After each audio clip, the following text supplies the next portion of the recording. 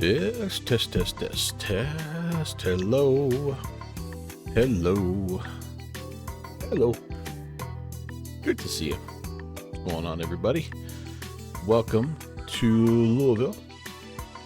Good to see you, Tim Dog. Thanks for hopping on Tower, by the way. That's really awesome of you. It's the Mini Builds A300. We're going to be taking the UPS variant into Philly. Looking forward to it today. And did I say Tower? I'm sorry. Thanks for hopping on ground. Thanks for hopping on ATC, man. And I do appreciate that. When I originally planned this flight, I was thinking that Tuesday night in New York kind of stuff happens, on Tuesdays. And I figured we'd get a little Philly action maybe and some surrounding areas. But as at least for now, none of that. So, and that's okay. We are out of here. Runway 17 left. It's the EVA 1 departure shipper transition into runway 9er right on the PATS 4 and GVE. I don't remember what that is. GVE Gordonsville. So a nice little eastbound flight there, and TFB is checking in. Texas One Flyboy. How goes it, man? Happy Tuesday, buddy. All right, so I've got a little bit of stuff going here in the aircraft already. I've got the batteries on. I think I've got the IRSs hopefully aligned. Oh, you know what I did not do? I didn't get any nav lights on here. Should have had those on right away. Galley power is on.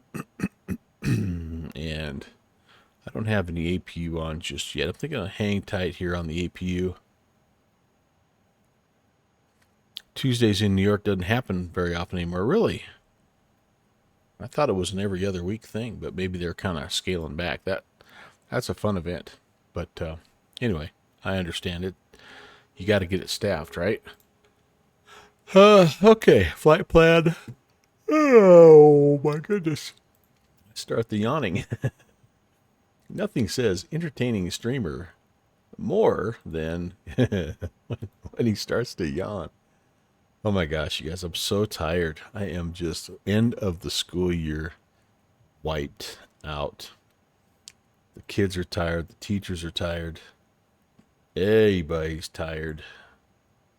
Yeah, we're just going to file that as is. We'll let Tim Dog chew on that a little bit here. He'll be our clearance guy as well. And we can see if the EFB is going to work with us here a little bit. All right, let's see. What do I got to do here? My flight import from SimBrief, Louisville to Philly. Sweet. And it does look like it is our flight. Yes, sir. Yes, sir. Yes, sir. Yeah, all that stuff looks good. Okay, so ground equipment right now, I think I just have the chocks and the ground power unit on, and that'll be okay for us. We're doing a little bit of a scaled back deal here. Let's load the custom cargo from SimBrief, update that guy, apply that load to the aircraft. And yeah, I think that's all we can do for now. Oh, there we go.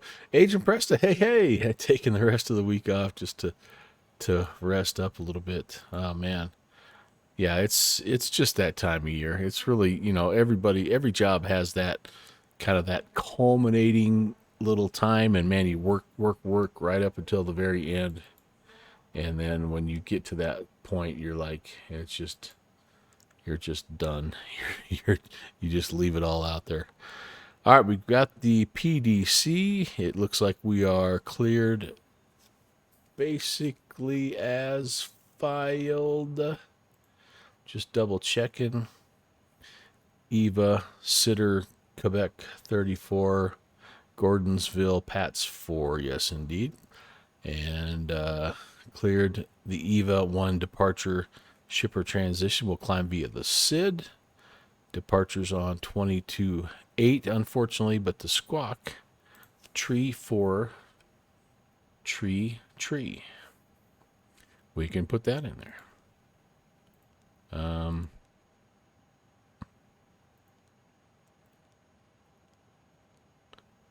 right, there we go. Tree for tree. And that is going to go to TARA. Even though it's a little early, I know, but if I don't do it, as you guys know, I forget. Because I don't look at all of the checklist. I'm that guy. I'm the guy that's worse than the no checklist guy. I'm the guy that that looks at only part of the checklist. So, yeah. All right, let's do this stuff here. We got all that stuff. Good. KSDF. KPHL. With any luck, maybe we'll have Steve PHL check in. And I did, by the way, purchase this scenery after spending some time with Steve at Flight Sim Expo down in Houston a couple years back. So I'm like, all right, I've got this weird thing about sceneries.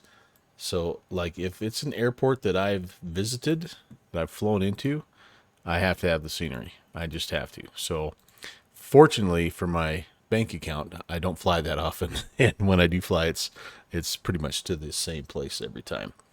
But Philly is the other rule that I have, which is kind of like St. Louis.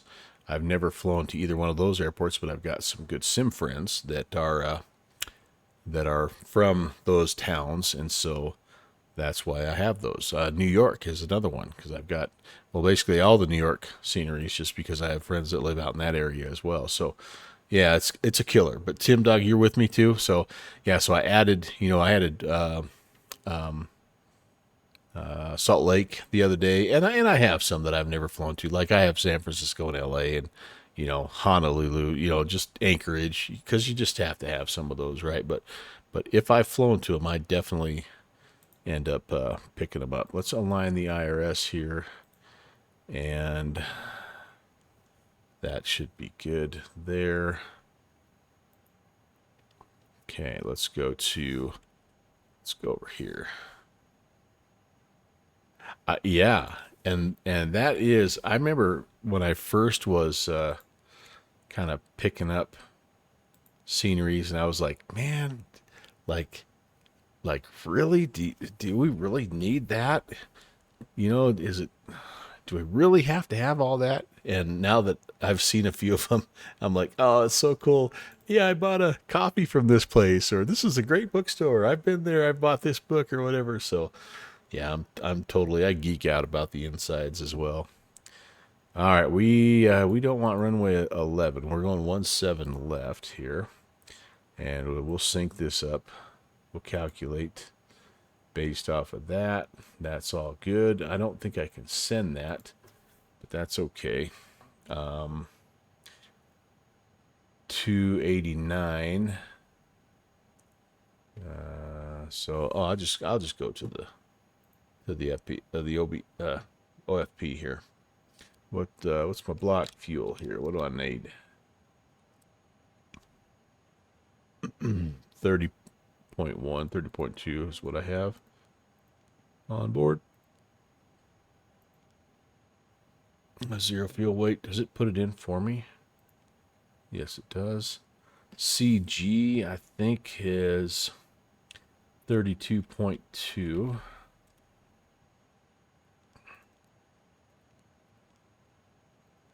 Cruise level is above the max flight level. Really? I can't cruise at 350?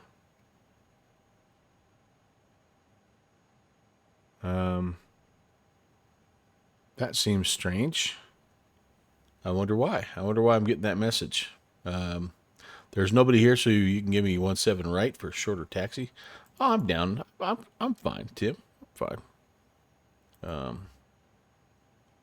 Good either way.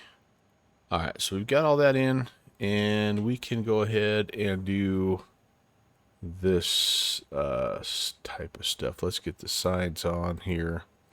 Let's get the APU going here. Let's get all the pumps on.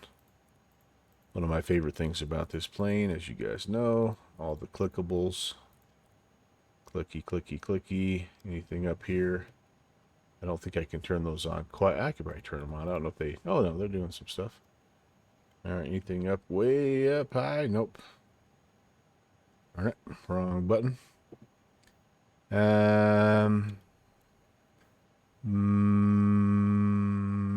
Master switch. And start that APU here.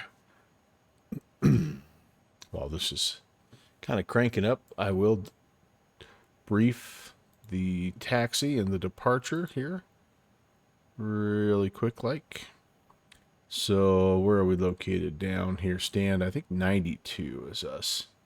So we'll go ahead, we'll go across, and there's, I think generally we go up Charlie, we cross 1-1, and we swing over here across on Lima to Delta. I think that's what they've given us in the past. Or maybe we go down Gulf. We'll be ready for anything. It's okay. You flew the MD-11 earlier, Memphis to Dallas-Fort Worth? Heck yeah. I look forward to the day when I can pick up that MD-11. I really do. All right, so that is that. And then, why don't I have... This is interesting. Why don't I have the shipper, or sorry, the EVA departure here down in my timeline? Or my little whatever this is called down here. So let's see. We're going to be out of here to Dropa and Phoebe and Eva. We got to be above 12,000. Climb on a heading of 170 to 1,020, then direct to cross Dropa at or above 25. So top altitude is 13,000. We'll set that for the initial, and then we'll expect filed altitude 10 minutes after.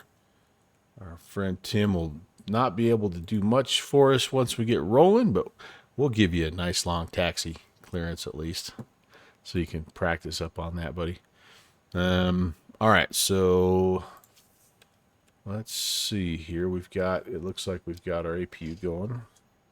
Yes, indeed. So we can go APU bleed, arm the emergency exit. We can put the pitch trim, the yaw damper, and the auto throttle on.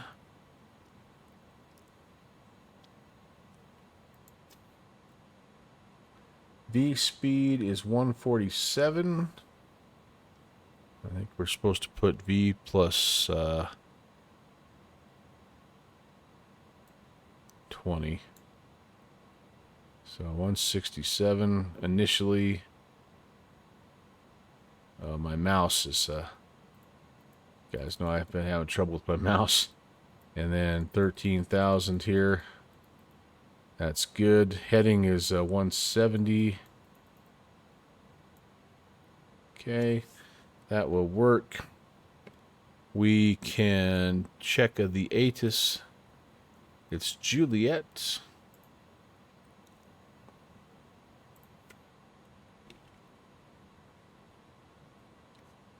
ILS approach 17 left right. Departures.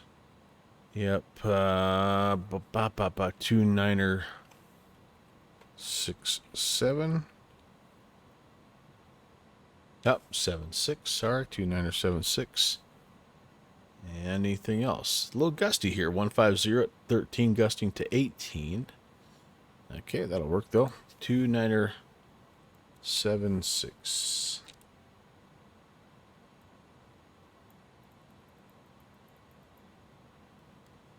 Set all the way across. Do I have all my instruments uncaged? I think I do. All right, beautiful. Gears down. We are going to go flex 63 with trim down 0.2. Flex 63.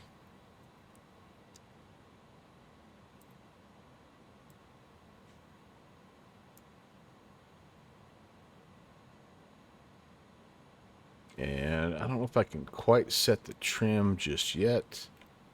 Let me see if I can here. Flight controls. Can I set the trim?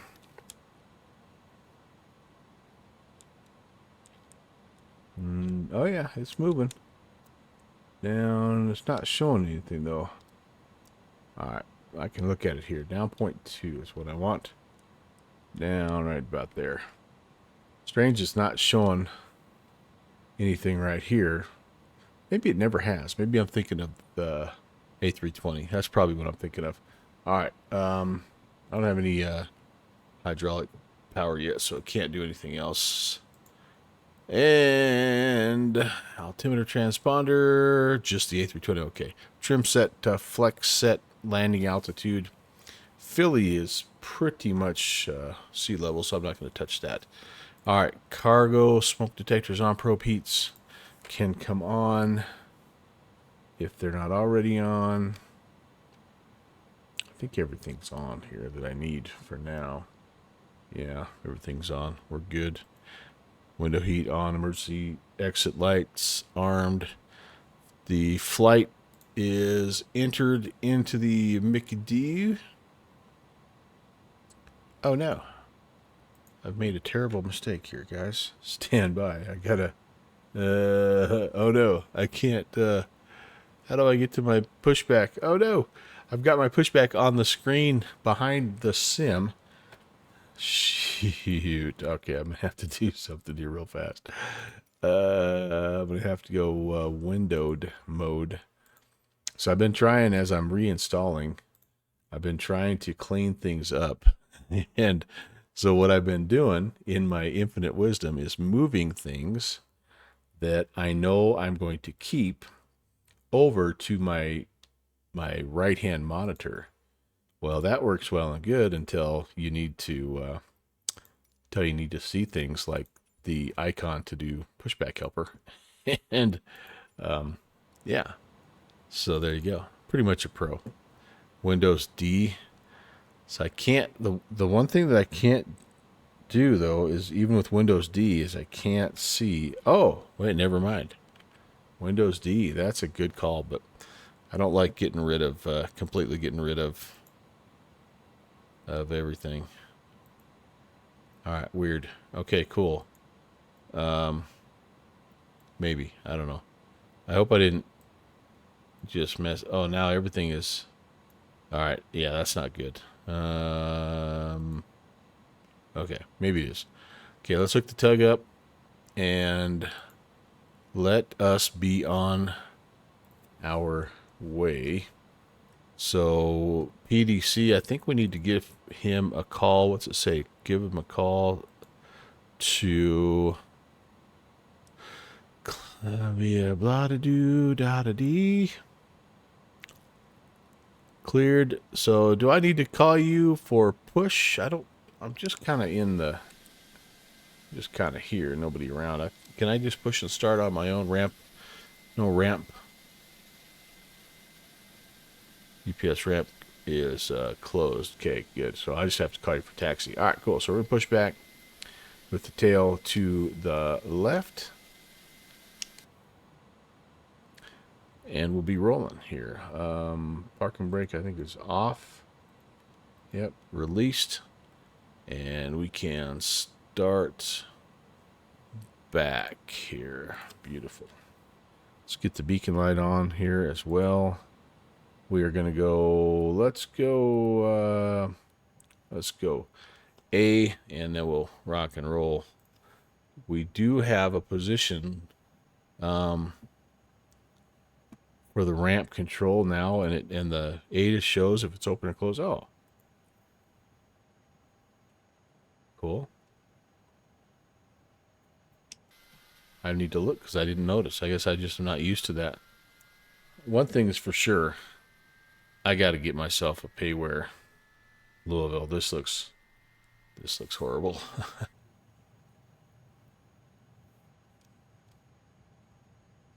All right, are we spinny? Yes, we are. 20%. I can come alive here. Oh, look out! What? Uh-oh. What happened?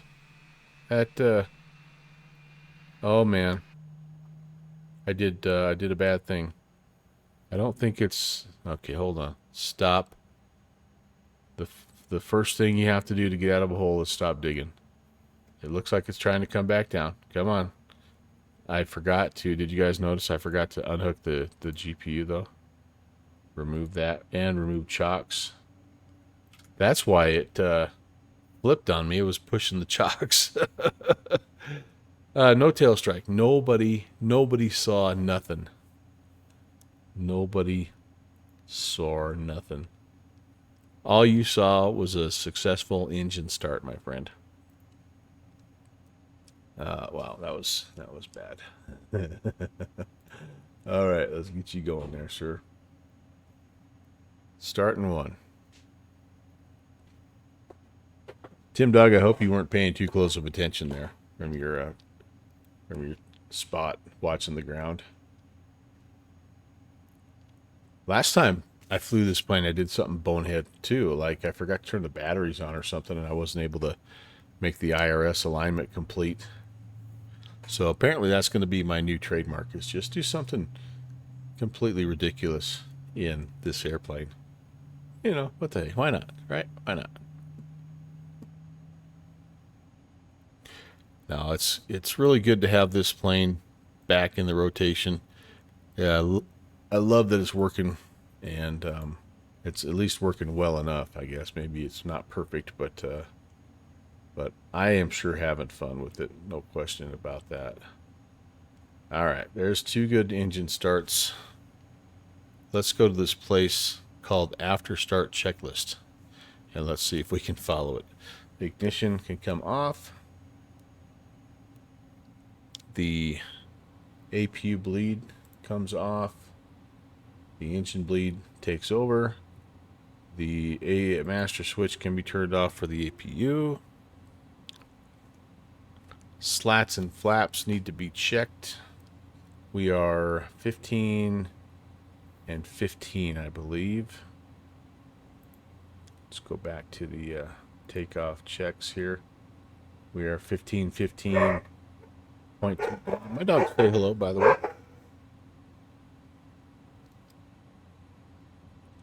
All right, so we're going. That's basically flaps 2. That looks pretty good. I will do a flight control check now because we've got some hydraulic power. Good, right there. Muy bien, muy bien. Aha, oui, oui. So, yeah, I think it's time to call ground and get some taxi clearance here. Get back to my spot.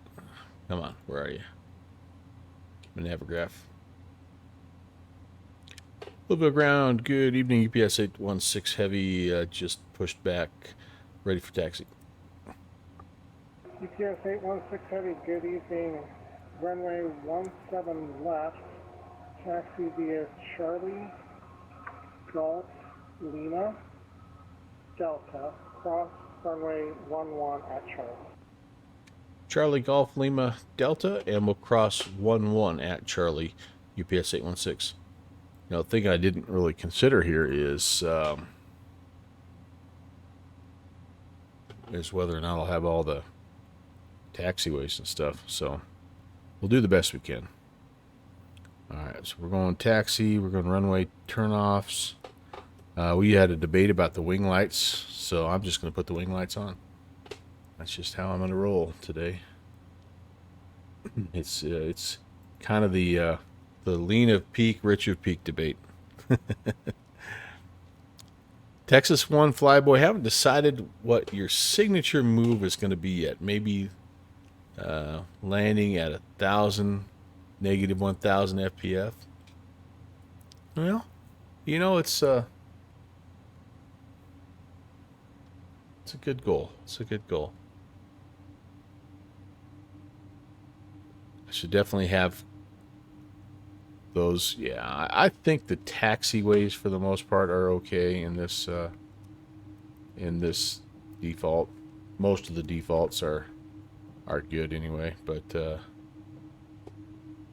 I always worry about stuff like that. Because, you know, for a while, right? Like, that wasn't necessarily always the case. Fix it! Yep. This piggy, we had to replace the door. Fixie. But we haven't had the painters in yet. Quebec's Quebec is the one that is coming off of the main terminal area there. I got you. Well, we're on to Charlie at least, and then it's we'll be looking for a little right hand kind of turn as soon as we cross runway 11. So, Tim Dog, do you have a payware version of this then, or are you just still using the default version? What's your main airport, by the way? Is this your main airport that you're controlling? Because I've seen you in multiple ones. You have the FS Dream Team? Yeah. It seems like a pretty good version, and it's not too, like, it's $12. You can do any of them in ZID. Okay. I think I need to, now, especially now that this aircraft is working as well as it is, I need to probably consider investing in it. But now I'm getting to that point. We're clear left. We are clear right. I'm actually getting to that point where I'm thinking 2024 is perhaps in the cards here. Oh, Columbus is your real life airport. Oh, very nice. I have a Columbus upgrade. I think I have there's a payware or there's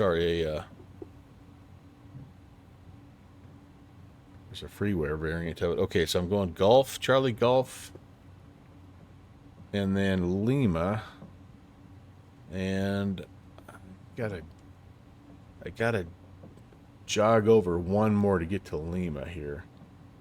I feel like I didn't do that right. I feel like maybe I missed it.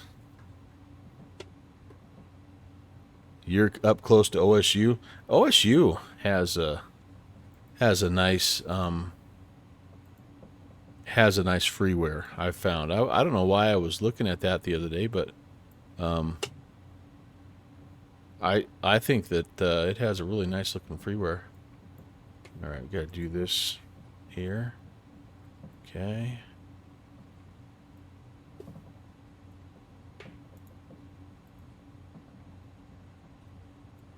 All right.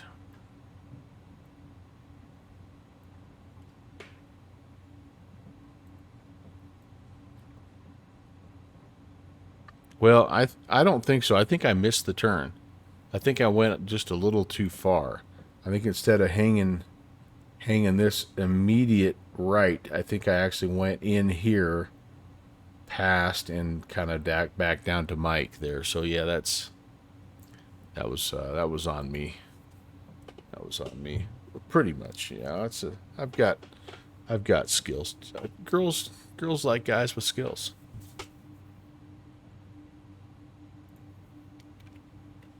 I think I added that. Maybe I didn't. I thought I added that.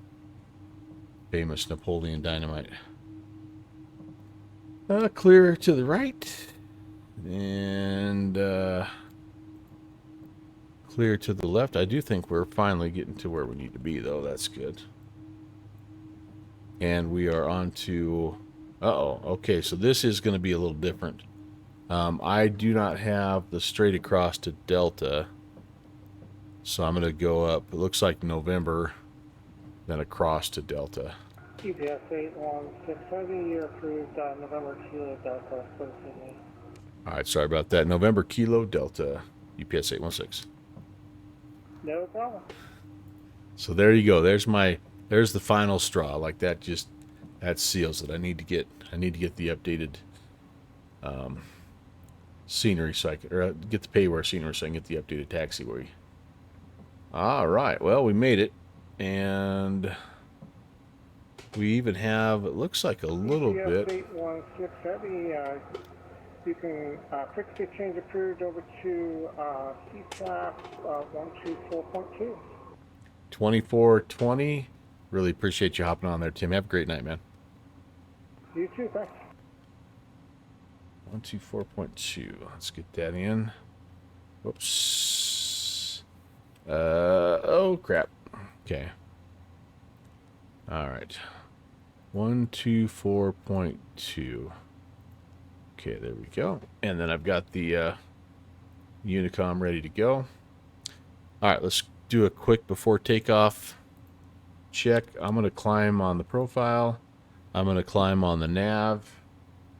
I'm going to go ahead and get the landing lights ready to go here.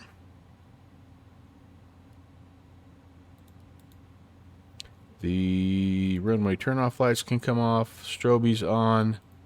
Let's put this to takeoff. I think maybe it is. All right, cool. Wing light, we're going to keep that on. And transponder is TARA-ing. We need to go max auto brake. And we need to go... do I have... I got the terrain radar. Do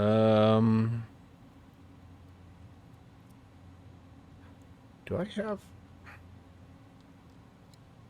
have a weather radar? I don't know if I do. Does this thing have a weather radar? We'll mess with it once we get in the air. Yeah, nothing left to do now but get the chrono going here. Boom, run. Okay. Louisville traffic. UPS 816 is departing. 17 left. Louisville. All right, no anti-ice needed. Terrain radar not needed.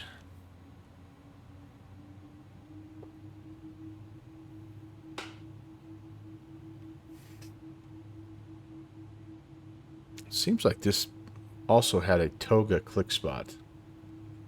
You remember where the toga click spot is, Fixie? That's right. I'm adding a whole new level of skill to this, to flying this beast. Anybody remember where the chrono or the toga click spot is?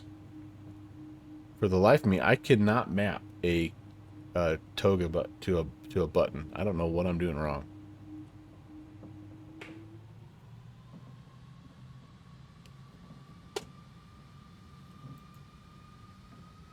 Oh, there it was. Good fixins. This guy right there. Lights. Don't know what to do with my hand. Oh, I got to keep them on here. There's 100.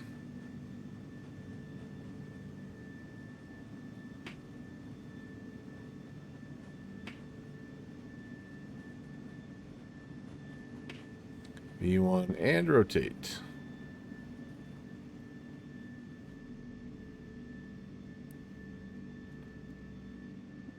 Positive brake. Gear up.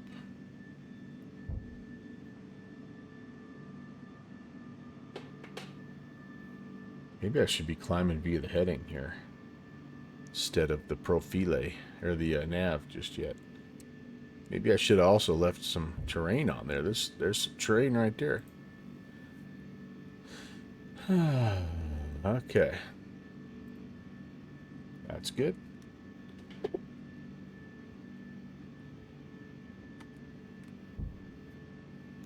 Flaps and slats. I need to be turning here, don't I? Here pretty soon. Actually, I think I can go ahead and just fly the nav. Gonna adjust me a little bit, I think, or a lot. Where are you taking me there, sir? Where?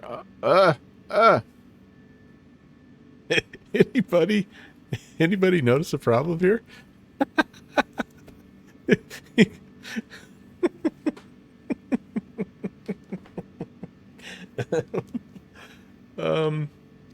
Cleared direct. I just cleared myself direct. All right, come on. All right, heading mode. Let's do this. This is rough. I'm missing everything, man. I am missing everything. Oh my gosh. Okay, let's get back on. You know what? I look down here and yeah. No, this is what you're looking for. You are one pathetic loser. All right. Okay. Nobody has to know, guys. Nobody has to know.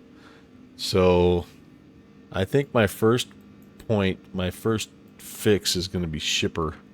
Wow, that is an all-time high. My goodness. Have I really been away from streaming that long? Shipper. We can at least go direct to shipper. And then I can put the rest of the route in. Oh my lord. That was good. That was really good. Tim, if you were on departure, you would have cleared me direct shipper anyway. You know you would have. So, you know, let's not pretend that you wouldn't. I should have had you guys looking outside at the pretty pictures here.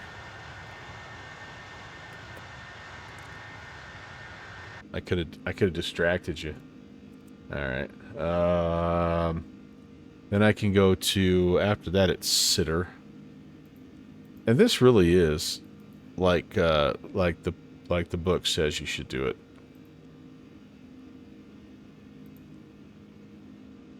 You take off. You vector yourself manually, and then you enter the flight plan once you're on the climb out. Because, like, what could possibly go wrong?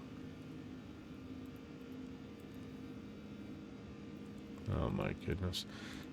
Never in my life have I been more happy that there's no ATC on than right now.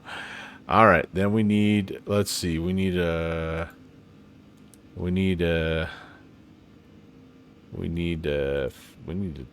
figure out where we're going here. Philly. Arrival. It's the Pats into runway 19er right. Thankfully, this is not a super short flight, or we'd be in a lot of trouble. Pax off of GVE. And I'm guessing it's the MXE transition into that. ILS 9 left. Confirmation there. Confirmation. 9 right. ILS 9 right. I have the ILS Victor 9 right. Wow, okay. And is it MXE? No, it doesn't look like it's MXE. Actually. We'll do no transition there. We'll insert that. We have a flight plan. It looks like we're getting up to 13,000. So let's clear ourselves up. 350. Back on the profile here. Speed's good. All right, flaps are up. Gear is stowed. We need to turn some lights off. Is it any wonder I don't use the checklist? All right, that's fine. All that's good there. It's Unicom. Just clear yourself to whatever. That is right. I mean, why are we getting so hung up on things here? Oh, I even had almost a Boozy Sheep gear cam here that I could have used. Dang. See ya. Alright. Holy cow. I need to do this here.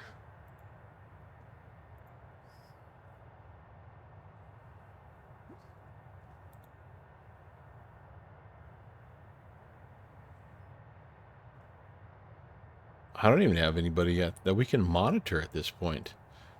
I don't know who's even closest to us.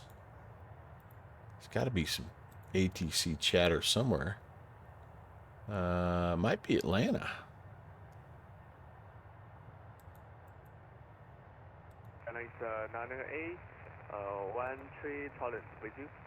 There you go, Tim Dog. We're on the same page, buddy.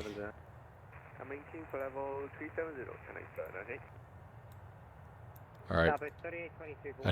I need a beverage. I'll be right back. Fixie, your controls.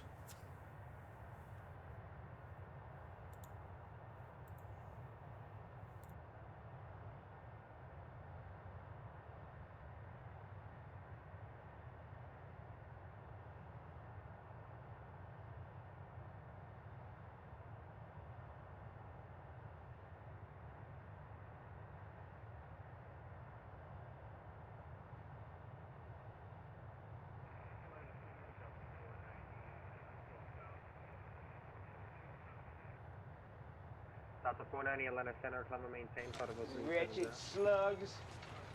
Don't any of you have the guts to play for blood? I'm your Huckleberry. Jacksonville closed, radar service terminated, frequency change, approve, have a good day.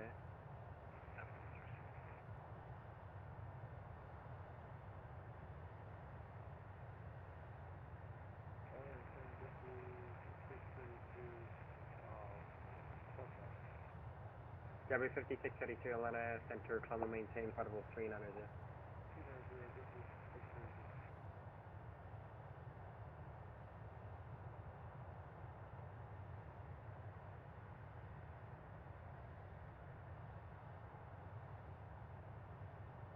American 1577 heavy radar contact out of 4,000 feet clear, direct icons, climb and maintain, credible 230.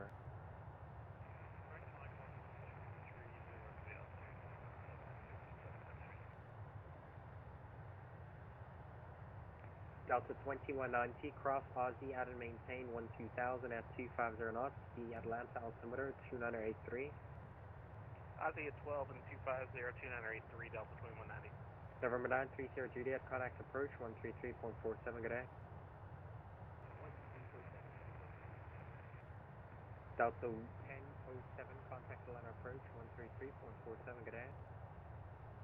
Order approach, Delta 1007.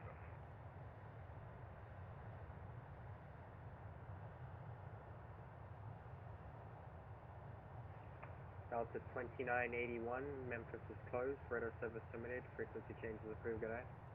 Over to Unicom, thanks. 2981, we'll see you.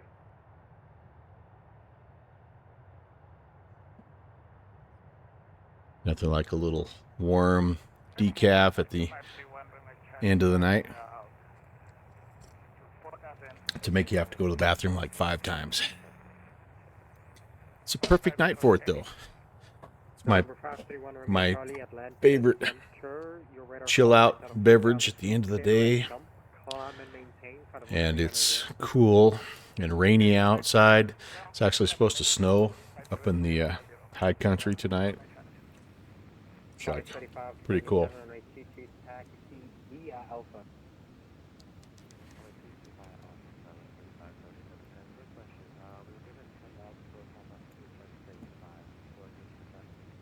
April, yeah, I'm just going to give you 10 just in case, I don't want to leave you at 5 if I forget. I think I missed a chance to turn on some intake lights here. That's not good. Alright, okay. Those are turned on as far as they'll go. Southwest 3822, parking the echo, have a good night. Oh, we're good. We're going. We're going. We're golden. Yeah. Pretty crazy. We'll have it, honestly, at least through the end of this month, up high. And even, like, the joke around here is we always get snow on the weekend of state track, which is next weekend. So we're not out of the woods yet. Cool. Let's take a look here. Yes, sir. Look at that. 2887 heavy, 8 from runway 18 left, dead land. Very nice. Very nice. All right. So no ATC, it doesn't look like, at least yet, but we are going to have some interesting weather as we get into the Philadelphia area. they've got this big storm that's really tons and tons of rain. Have you guys got much of that in your area there, Columbus, OSU kind of area, or are you guys staying pretty dry? It looks like it's sort of hit or miss there in Ohio.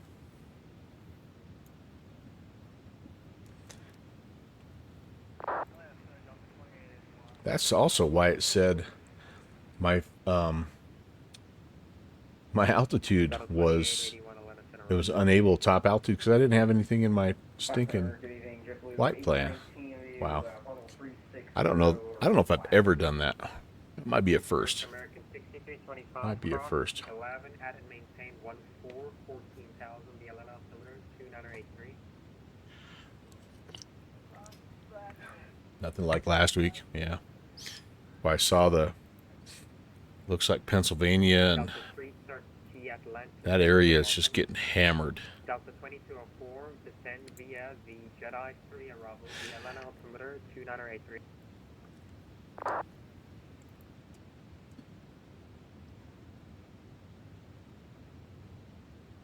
Who's the JetBlue checking in?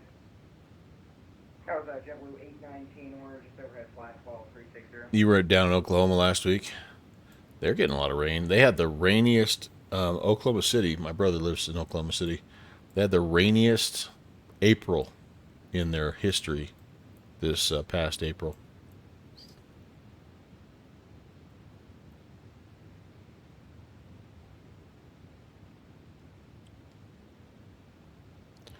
Yeah, geez. You went down to, you were down south of Oklahoma City, though. You were down in, oh, crap. I want to say Stillwater. Norman. Yeah, Norman. I'm thinking OSU instead of OU. Hey, Ron.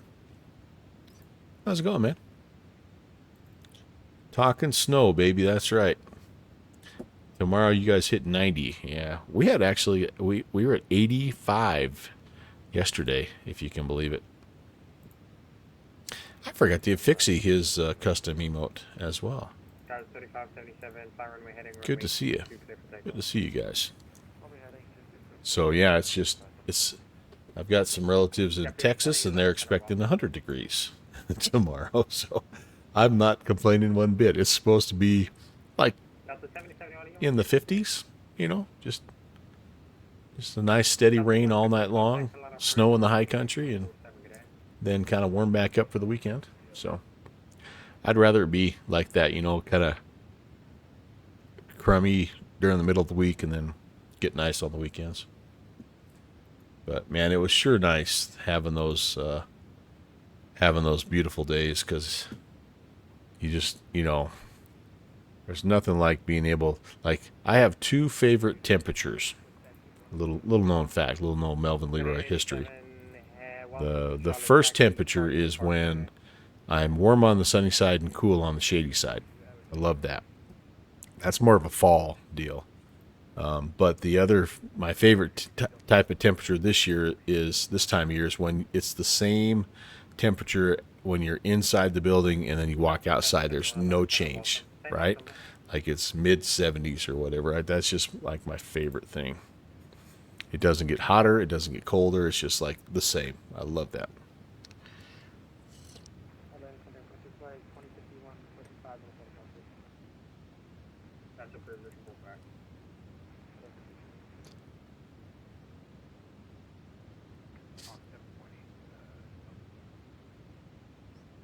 Chapter 819, same Mach number?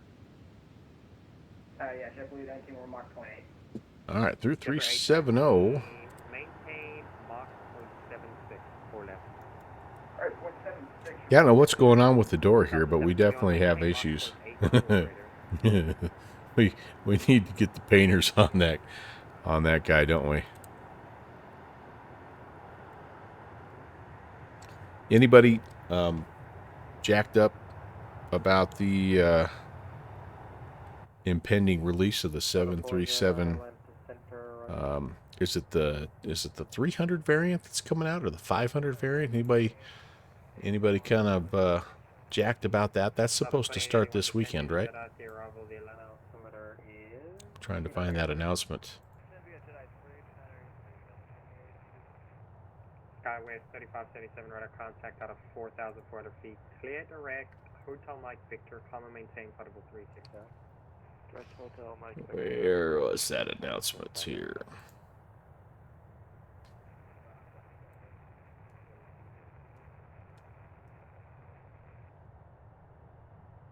Southwest 30, correction, Southwest 4334, Atlanta Center, descend via the Jedi 3 arrival, the altimeter. There it is, the Commercial Simulation Solutions, the CSS. Getting ready to release the 737-500 variant. It's kind of interesting, so it's going to start on the 16th and run through the 18th. And it's interesting, they're offering that monthly subscription, yearly subscription, or lifetime purchase. And I don't know what I think about any of that. I don't know that I like that, but I don't know why I don't like that. But I'm just curious. What are you guys thinking on that? You're not into it, especially as a subscription. Tim Dog says I'd rather have the 300. Yeah. Oh, you thought it might have been Captain Sim. Yeah, I can't decide. It looks pretty good, but it's like a little bit. Hey, from JetBlue 214, Charlotte is landing south. Descend via the Chesley 6 arrival. The Charlotte altimeter 2981. I'm trying to see here. 2908. I think I saw some pictures of it at some point here, but anyway, I can't decide if I'm like. It's kind of like the PMDG 600 variant, right? It's like, is it that much different than the 700 that I have? And who flies the 500? That's the other thing. They're going to release 3, and you have to get them all. I see. There's a lot of promises and no substance yet. Cascading style sheet. Well, perhaps what I should do is the same thing I should have done with PMDG and not jumped on the 700 and waited for the 800 variant to come out, because then I would have had like 3 times more aircraft I could have flown. But I thought that was quite an interesting release this week. Announcement, I should say. It looks like the Just Flight crew has updated their Warrior to work in 2024, as well as the Arrow. Oh no, I'm sorry, it's just the Arrow and the Turbo Arrow. No, it's the Warrior also, sorry. I do have the Warrior. It's been a long time. I mean a long time since I've flown that bad boy. I bought the Warrior specifically because it was the first aircraft that came natively compatible with the GTN, the TDS GTN 750. And so I was like, I got to get something that flies with that. And yeah, I kind of have buyer's remorse a little bit. It's an okay plane, but you know, Just Flight makes good stuff, but I don't have a lot of use for it. Obviously, as I got a few other airplanes, it has gone bye-bye. But maybe I should break it out for old time's sake. Yeah, they're asking 120 for it. Hey, what's going on, Mountain Man, by the way? Just Flight said they're sending over the files to third-party stores tomorrow. Cool. Yeah, and you know what? Like, I think there's Piper fans out there, kind of like they're Cessna fans, and they're probably loving that. So that's cool. That's cool. And then the other thing is, it's just one more thing that's compatible, or that works natively in 2024, which is good. Which is again why I'm kind of thinking that it's going to be time for me to make the move here pretty soon. This aircraft, I don't know, the Air Van, The Gips Arrow. 32.55 cadet. Small but mighty Australian prop. I can see Continuum being all over this bad boy. Look at this sucker. Isn't that a cool looking little little plane? Summer 1109, Atlanta Center, runway 18 center. GTN compatible. So that's pretty cool. I don't know. That's interesting. I kind of have a lot of aircraft. I feel like they're in that category already, so I probably won't be biting on that at all.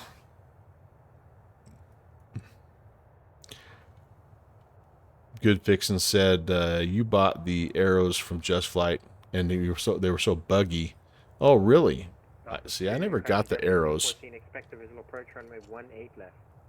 I just had the Comanche, but yeah, or sorry, the Warrior. But yeah, once the Comanche, I think I was the same way. Good Fixins. I think once that Comanche came out, like a lot of GA aircraft went by the wayside.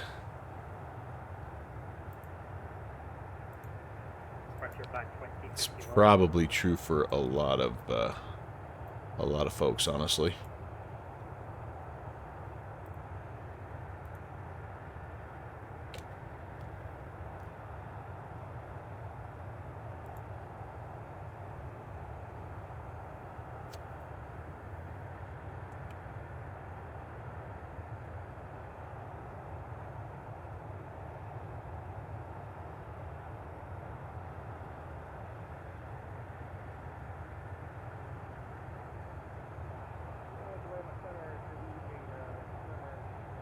Let's see, what else? What else can I share with you here that came across my newsfeed that I thought was interesting? Seems like there was another story here. Oh, how about the Tolus guys? How about the Tolus guys getting officially kind of hooked up with the Airbus people? Is that not cool? Have you guys saw this? 375 Atlanta Center, descend and maintain, flight level 24. Sorry, repeat which flight level?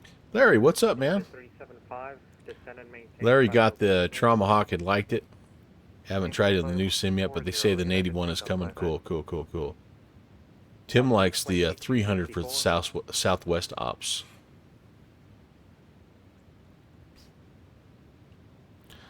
And let's see what else did I miss here. But yeah, I thought what a kudos to the Tolus crew. You know, we always knew they made good stuff, right? But to be officially kind of like they are now, it looks like if I'm reading this right, they've got a launch of, you know, a new professional product line, and they are certified Pro Flight Academy A320 flight simulator now, which is way freaking cool, man. I think. I mean, I don't know, but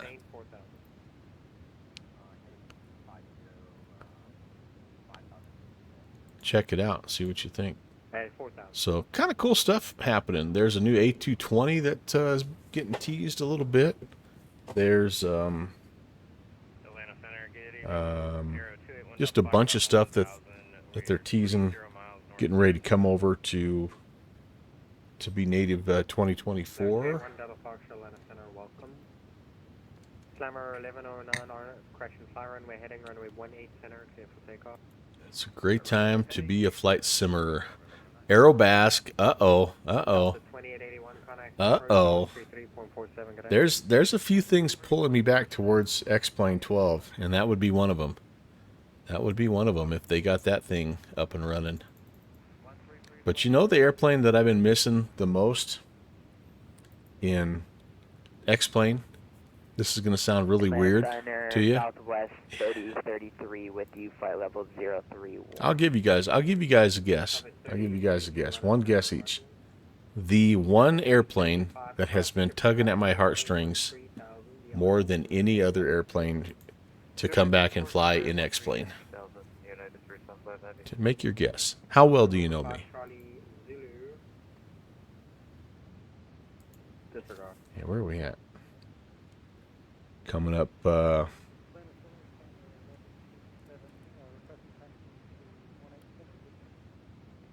Where are we coming up? Coming up on Sitter.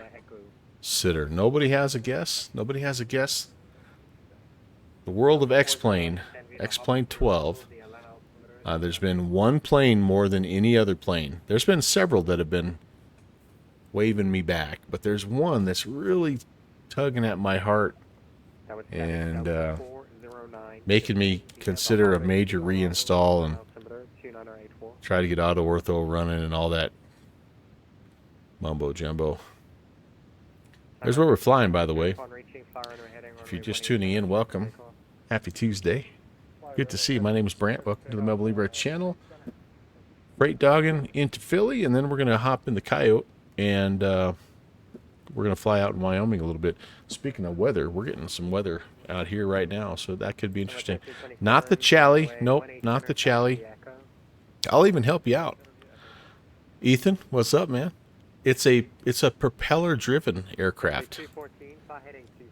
I'll narrow it down because it's kind of tough with me. It is. Ethan, things are good, man. Life is good.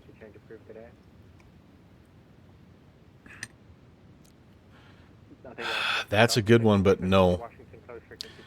That one's one that's been waving at me. But the one that has been truly, truly tugging at my heartstrings. Ooh, Kodiak. Good guess, but no. No, sir. No, sir. The one that's been tugging is actually the... now, good fixins, that would be the obvious answer. But no, that's not even the right answer. It's the Cessna 150. If you can believe that. The little 150. That sucker, for whatever reason, I think maybe it's because I want to load into Clark County and fly it like my grandpa used to. That might be it. And it's probably the only plane I can fly on Pat Sim on X-Plane. Oh, man. Oh, Ethan. Yeah, buddy. That, my friend, is what I'm talking about. Look at that beauty. That is awesome. Ethan, you're going to love it, dude. You are going to absolutely love this aircraft. That is my next reinstall aircraft, by the way, for this sim. I did get the PMDG reinstalled last night, so happy about that. Tim Dog likes the 319. Yeah, man. Can you get them as a package deal? Excuse me, I'm trying to remember.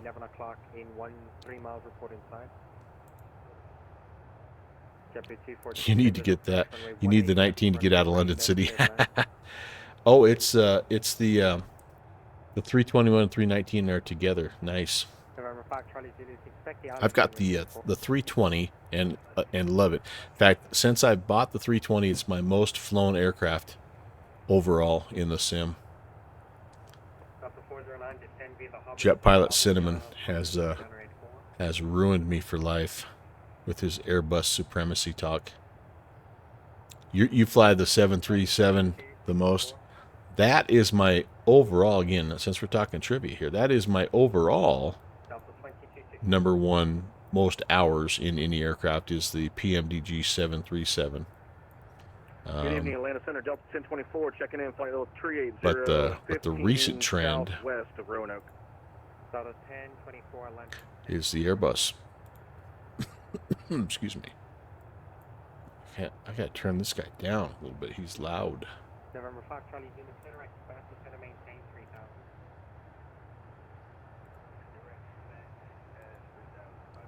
It's kind of cool though how you sort of trend in different directions, you know. Like for a while I was just on this huge, oh, we got a nice little turn here, you guys. It's a turn, y'all.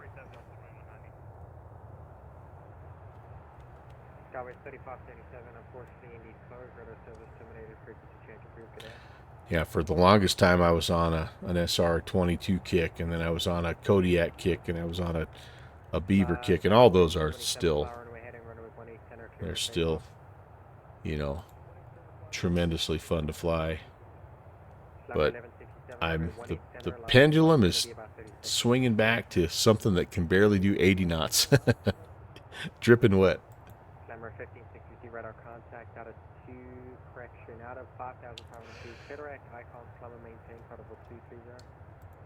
Direct icon, plane, climb and maintain 230, thunder 1560. Slammer 1109, Jacksonville's closed, radar service terminated, frequency change approved. Good. Over Darkside, thanks, UTC, Slammer 1109, good night. Yeah. So far I've got so I have the 737 reinstalled. I've got obviously this A300 reinstalled.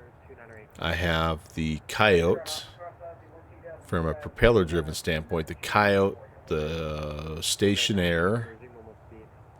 I have the Llama from a helicopter standpoint.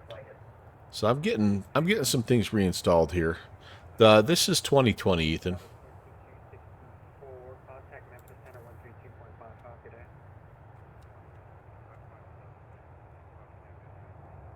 No problem, United 375, contact Atlanta, approach on 133.47, have a good day. 3347, have a good day. Yep. It's going to be time pretty soon for me to make the jump. 1,200 feet, clear direct, I just maintain credible 230. I could see myself being in 2024 by the end of this year. For sure. I thought initially, right, you're thinking, "Oh, Christmas time, that'd be perfect." But when I saw the rough release, I was happy to wait a little bit. But since then, my Microsoft 2020 has kind of gotten a little grouchy, and so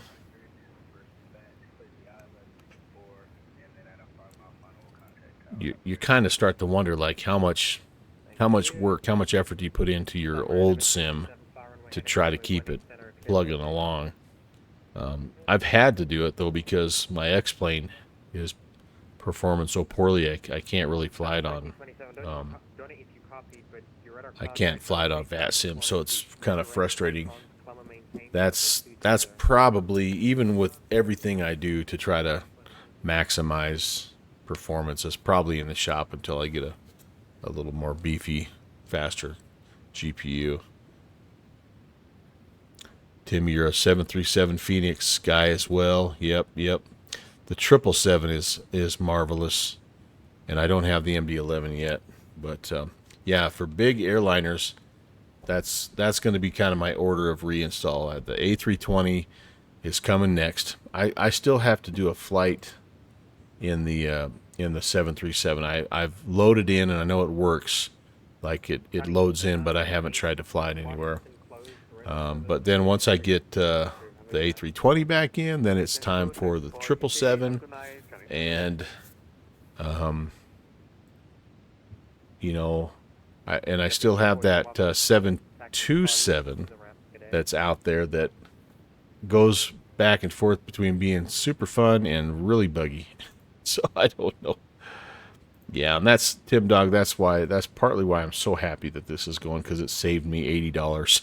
Because I was ready to pull the trigger on the MD-11 just so I could do my cargo ops. Oh, I've got the DC-6 also installed, because we did that cargo run the other day. Fixie's on a spending freeze. Okay, Boozy Sheep. Good Boozy Sheep. You and Boozy can be on your spending freeze. It's only a month, right? A little bumpy up here. Okay, disco coming up here. Disco. I'm trying to remember, do I clear this? Yes. There we go. So, is it? Yeah, I think it's time to do some descent planning here. Let's take a look at the PATS 4. Yeah, we're coming up on our transition here. So, PATS 4, what do we got here? Coming in off of Gordonsville. It looks like we need to be... Oh, this is going to be one of those that we would be given the step downs. That's right. So, yeah. So no necessarily no hard and fast altitude restrictions on the descent, but we're wanting to get ourselves down. We are looking, did I say it was the ILS? I said the Victor. Yeah. So let's take a look at that. That might give us our first at B-Wine 4,000. Okay. So then down to 3 to Asoki, and then down to 1,800 at Keeley. So that's going to be kind of the main thing. We'll work backwards. We'll work on this. We'll do the approach first and back to the arrival and see if it makes sense there. 109.387 087. Hey, Chris. Hello. Fly me to the moon. Atlanta Center, Delta 3162, 40. Do I have a... Do I have a landing config? I think maybe we do. We want Niner right. Whoops, cancel that. I think it wants... It's trying to take me back to Louisville.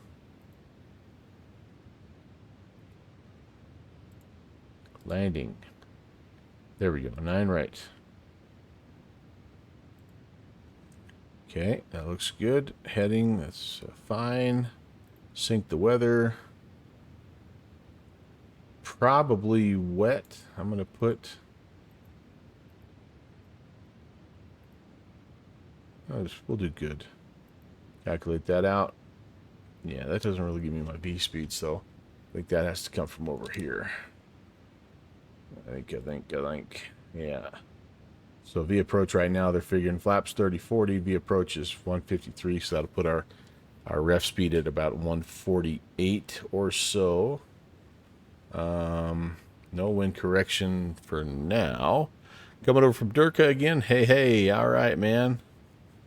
Had a better flight than the 47 in X-Plane tonight. Well, good for him. I'm glad he did well. He's a good dude. I like him. Okay, we're working our way backwards, right? Yeah, B-Wine, 4,000. Asochi, 3. Keeley, 1,800. That looks good. So that's fine. So this is stepping us down to Pat's, Ernie, to about 6,000. And that, to me, seems to make sense. That's our outbound leg here. And we'll turn in. We'll vector ourselves into B-Wine. So yeah, I think that looks like it's realistic. Nothing too crazy. Nothing. I'm just looking for something like, you know, from flight level 240 down to 4,000 in 10 miles, and I don't really see any of that there. So that should give us a good top of descent coming up here in just a little bit, right? 34 to Bucky, 21 to the TOD. Are we within about 50? Is that what I'm seeing here? Maybe. Maybe. So I'm going to go ahead and just spin it down to...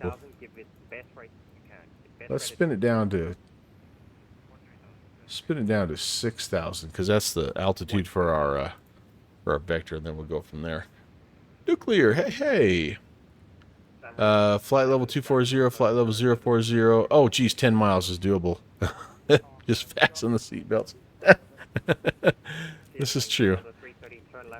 You will experience about 5 minutes of weightlessness, and people pay extra for that.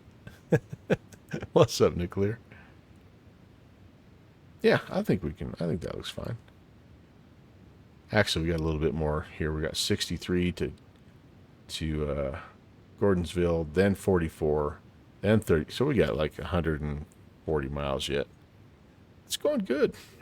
Yeah, just got the day done. Today was a long day, but it's done, and I'm unwinded in front of the sim and having a great night.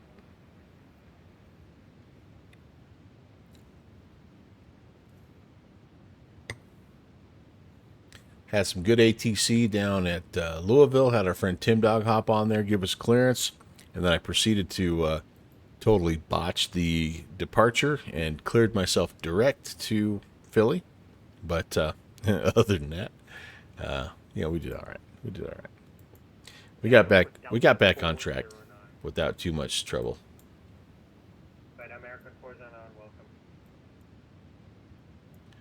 And I'm still keeping one eyeball out on VATSIM just in case, but I am not seeing much. There's Reagan Tower that's on, but even the New York approach that was on a little while ago, they've kind of went offline. Oh, Potomac is coming on though. That's cool. Potomac is on, so we may have somebody to talk to. Got sign off. Talk to 3 total aircraft. Well, thanks for coming in, man. I do appreciate it, Tim. Durka had a crap approach into Buenos Aires. No real vectors. You feel abandoned. Yeah, that's too bad. There's like an event going on down here, isn't there? Maybe not all the way down in Buenos Aires, but I know there's something they advertised here, kind of in Central America. And they do have kind of a Tuesday night in Brazil that they do every so often. So this is a great place to fly if you're looking for a little bit of an adventure outside of the U.S. Very good ATC. Very fun airspace to fly in. Oh, we got a buddy down here. Who's flying down here? It is Joe. I'm trying to remember Joe. I thought I had a nickname set up for him. I don't remember. Darn it. He's a friend though, because he's green.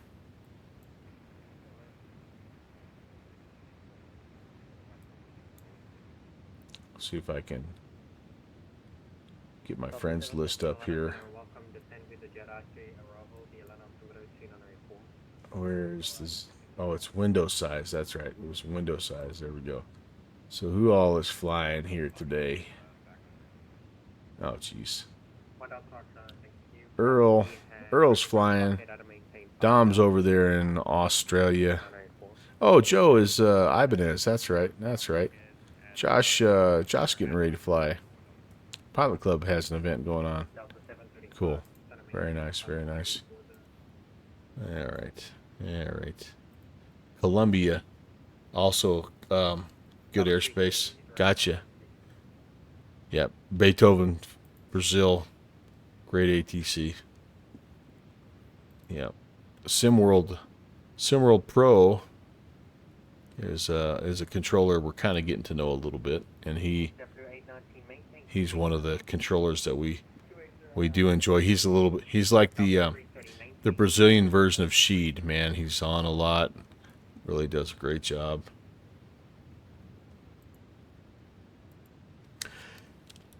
Ooh, okay. Let's hop back outside here. We're running into that crap weather down below us, thankfully.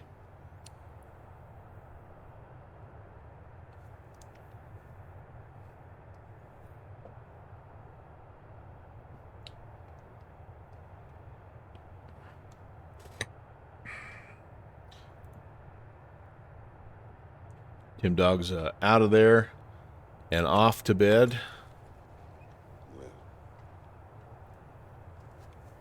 Bye. You get the official tombstone. Adios, amigo. Thanks again, my friend, Tim. Great to have you on the comms, buddy. Have a good night.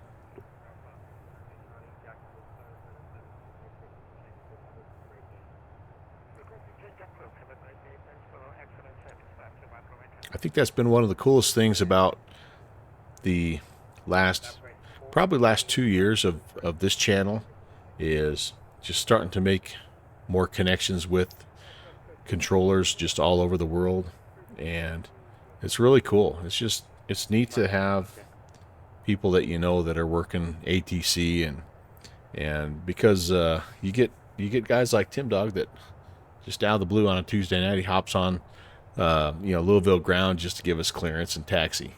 Like that kind of stuff is really cool, man. It means a lot. I love that kind of stuff. I think we're going to clip Potomac here, but I think since it's approach, we're not going to probably get contact me from him. So I think our descent will take us kind of east of his airspace too, so I don't think we have to worry too much about that.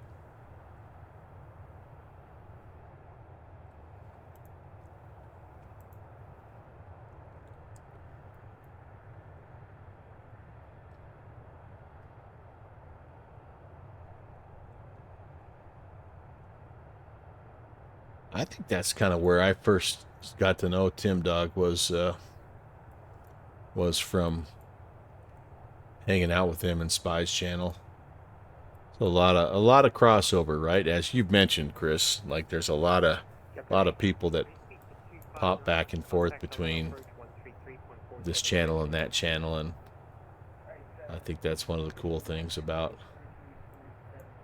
Flight Sim. Let me show you something here, you guys, for our second flight.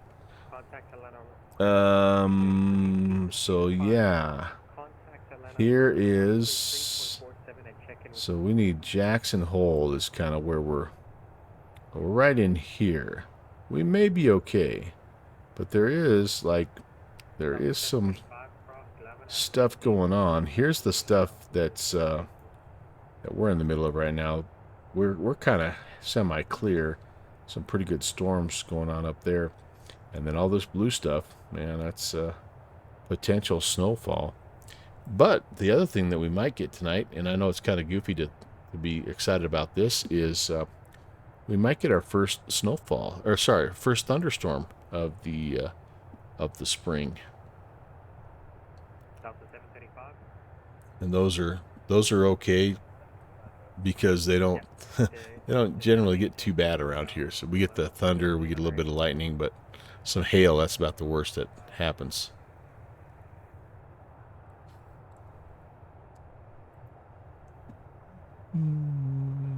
All right, maybe I'm going to go get another refill here.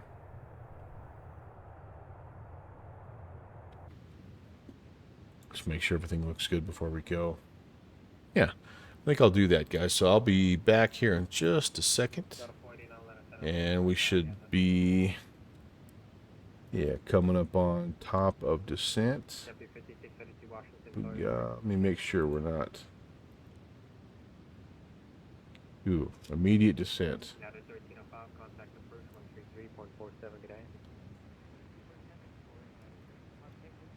I might not quite have time. Did I miss my TOD?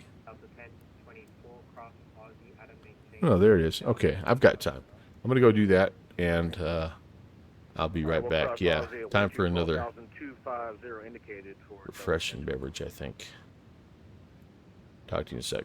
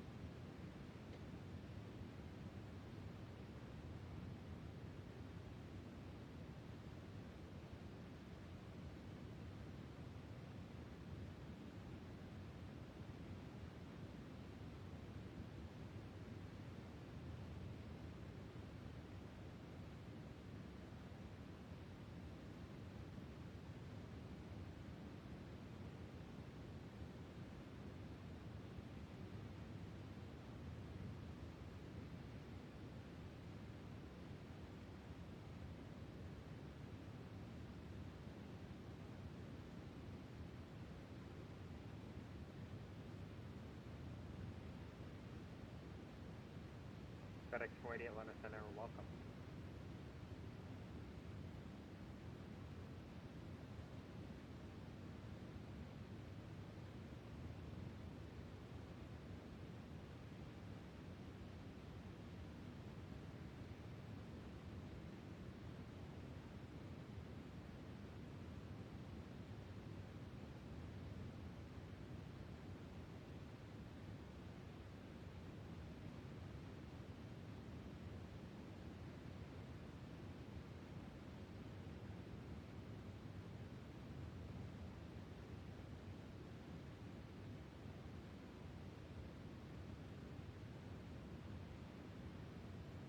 Delta 349 Atlanta Center, the problem summon maintain, audible 390.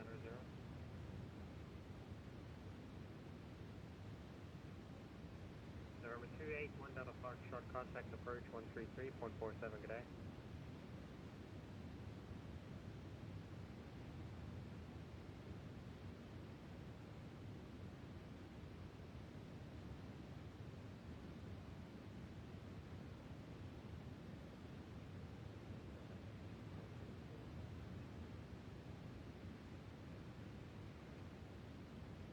Delta 992 Atlanta Center, welcome.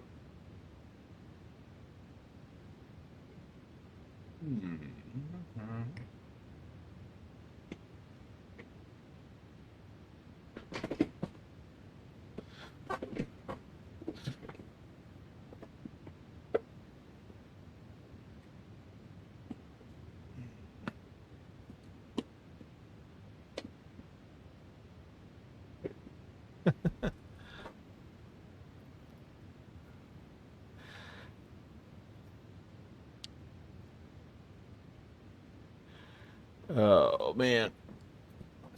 The older I get, the noisier I am when I sit down.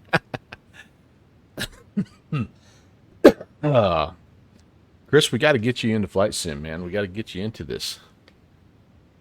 Colored Dog Airways, man. It's got a ring to it. It's got a ring to it. Ah, Shoozy! Did I miss you checking in? Nope. Susie! Hello, Kevin. How are you? We're about ready to start heading down here. I can't remember. Does this plane auto capture? I don't think it does. I think I have to arm it.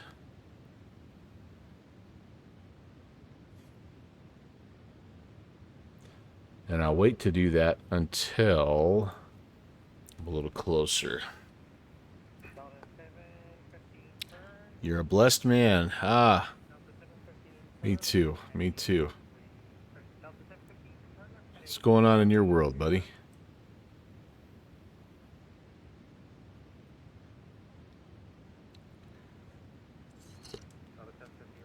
Ooh, ah.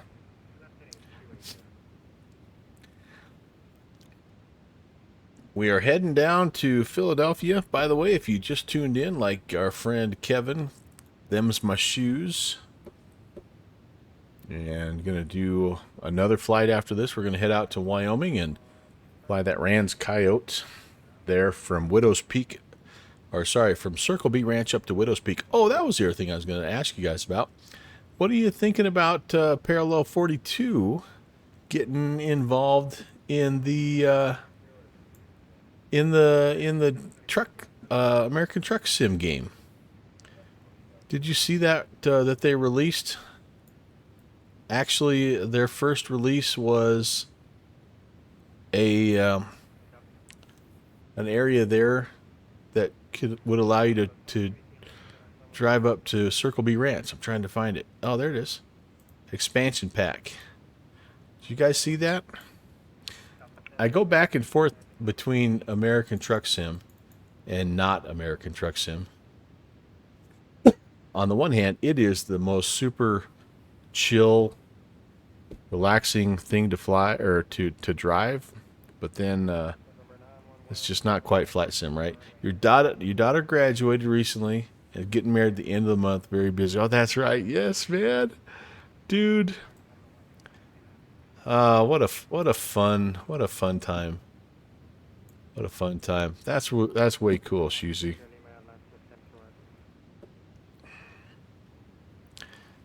It's two big milestones kind of back to back. What a great time for her too. Hopefully she's not stressing out too much. Having the college graduation taken care of was probably a huge weight off her shoulder.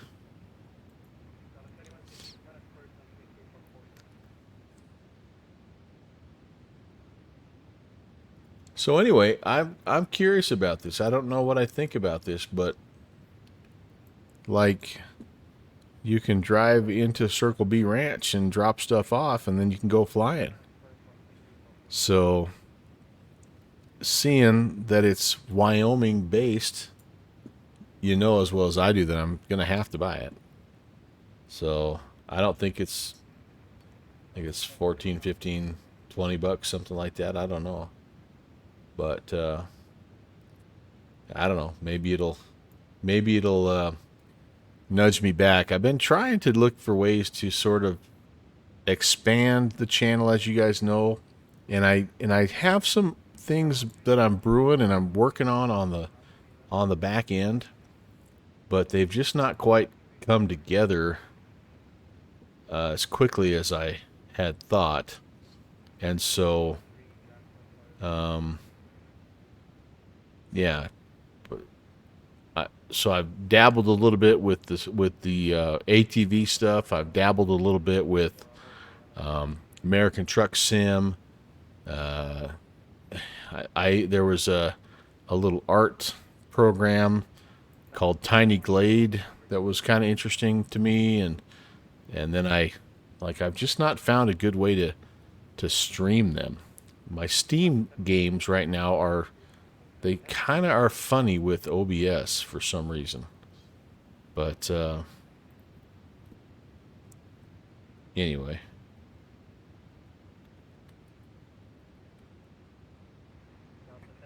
All right, I'm gonna head off of monitoring and go down to Philly. Philly's on 18.5, and we'll put that in there. And then it's about time for us to start heading down.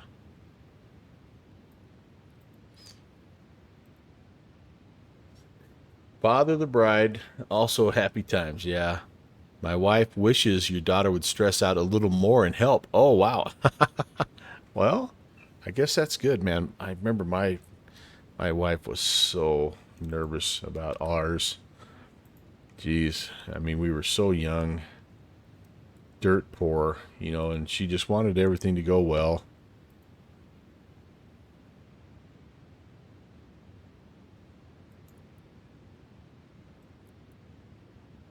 All right, descent. Let's check the B dev here, and hopefully it'll chase it when it's time. It's funny about this. It's funny the things that you stress about, right? In the moment, man, that was the biggest thing in life. And now that I look back at it, you know, it was a great day. It was a big step in the right direction, you know, but man, there's been so many, you know, others that have been as special, if not more. But you're happy with the fiance as well. That's good. That's really good. Yeah, I was more stressed about that with both of my boys who they were marrying. You know, wanting it to be a, you know, a good fit, and but you just ultimately, right? Like in so many ways, once they graduate, you know, you're just along for the ride. You hope you did a good job. Tried your best. Okay, down we go, and no contact me from Potomac, and no ATC in the Philly area. So sorry about that, everybody, but I have enjoyed kind of our nice little quiet flight there, and I guess at the end of the day we got the most important ATC, which was getting our clearance from Tim Dog.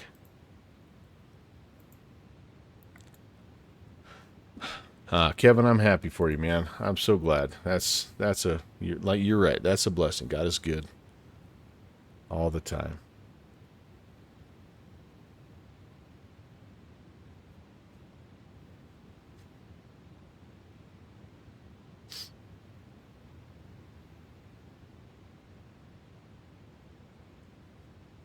Ooh. This is quite the descent path here. We're cooking, aren't we? Yeah, maybe that wasn't such a... I don't know. What are we supposed to be, Bucky? See, I think we're Jabo 257. Yeah, I think we got a little behind there, right? The problem is we're going to be overspeeding, so I'm going to throw some boards out here. See if that can help a little bit. Yowza. Boy, we're really going downhill fast. That's not okay. I'm going to let it go past Jabo and see if it chills out, because we're trying to get to 257 at Jabo, and I'm hoping once we hit that, it'll kind of get a little bit more mellow. Yeah, in fact, there it goes. Okay, so it's kind of caught back up to itself a little bit now. That's good. All right, we can retract the speed brakes there. So, yeah, the descent, top of descent planning, probably not the best in the west there, but this is more manageable. 2,000 to 3,000 feet is probably not horrible. If we end up going much past 2,000, the problem is it speeds up, right? I think there's something called a descent checklist here, and yes, indeed. So we've got our arrival briefed. Let's brief the specifics about our approach now and get everything entered in. It's the ILS Victor, runway 9er right, 1093.87, 087. Decision height's 421. If we go missed, we're making a right-hand turn, and we are climbing 3,000 to the OOD, VOR, and holding. And let's get all that stuff entered, and we'll do our thing here. I don't need any of that. That's fine. 1093.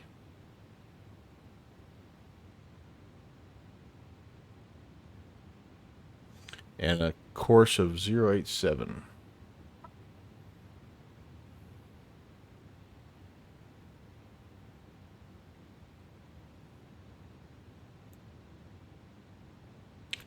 Set and set. Decision height 421. I think I set that up here. Where do I set that?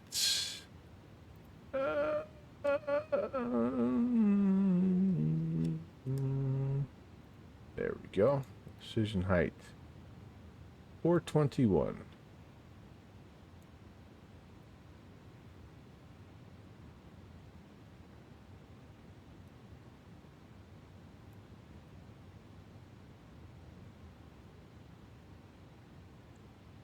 Okay, we'll go 420.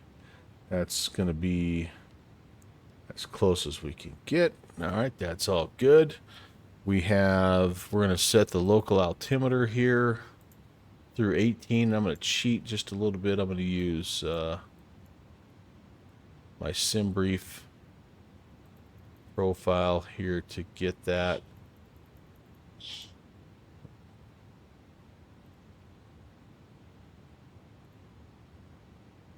What's it saying? What's it saying? It is saying when we left it was information Gulf 120 at 10, scattered 1,200, broken at 3,900, overcast 5,500, altimeter 3008. Guess you forgot to set their altimeter to standard. Something else I missed. Boy, I'm struggling. Struggle bus. 3008. And we are actually expect ILS Zulu. I don't know that there's a huge difference, but I think we'll go ahead and put that in just to make sure. All right, so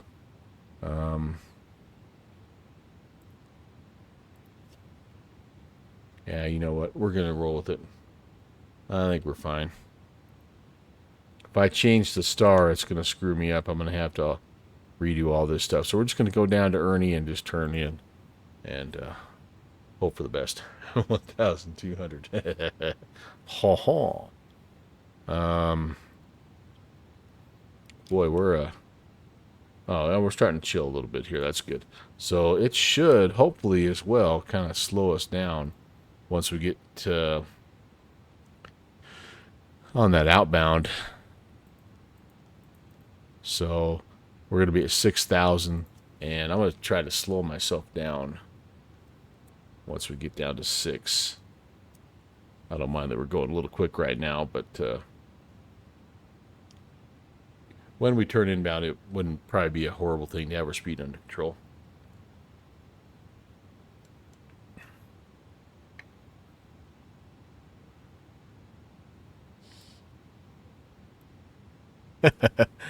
You know, that's one thing I actually did turn off, but I left the wing lights on. Oh, man. All right. Continuous relight, though. We can go with that. And, oh, my Lord. I take 2 days off, Kevin, and I completely forget how to stream, how to fly, all that stuff. Actually, I didn't forget how to stream. I just forgot how to fly.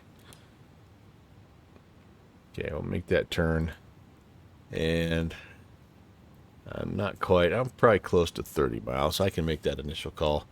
Philadelphia traffic, UPS 816 Heavy is 30 miles to the south of the field, inbound 9er right, Philadelphia traffic. We're at 12,700.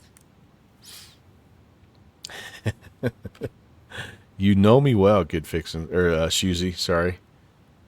Good Fixin' knows me well too, but I'm turning everything back on, baby. Let's go. We're going full light bar here, man. Full monster truck, 4x4, full redneck, everything on.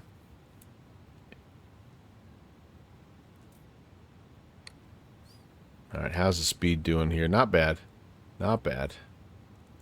Get to 10. It should chill out a little bit. If not, we'll chill as we get down to 6,000. Again, we're going to turn outbound. You can kind of see the course here. Turn outbound at 6,000. As soon as I feel like we have the speed under control, we'll start to descend down to 1,800. We'll turn inbound, try to grab the loc and the glide. See if we can put this bad boy down. We do have it's a little bit nautical, although it is listed as VFR at Philadelphia, but it's VFR at 1,200 feet and below. So yeah, full monster truck, baby. That's right. Tuesday.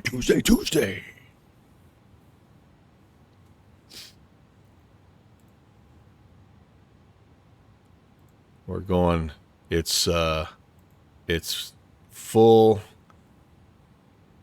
senior in high school guy that can work on his own pickup, light bar.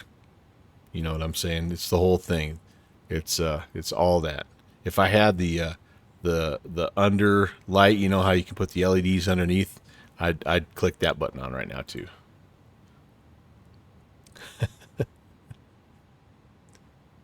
Philadelphia traffic, UPS 816, descending 10,000. Turning on the outbound leg, we'll be intercepting the ILS runway 9er right approach. Philly. Oh, we're not quite on the outbound just yet. Dang it, that wasn't a very good call. Oh, that's a thunderhead. Even with medium cloud settings, that looks imposing.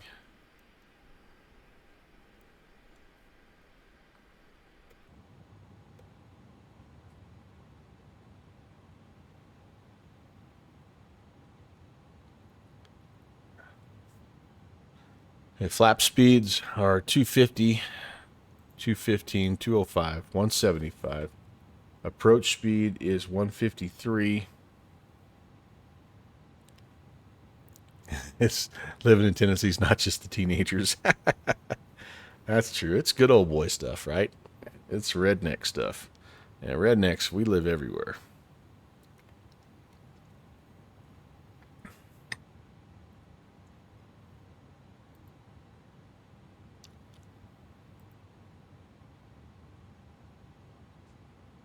All right, now we're on that outbound.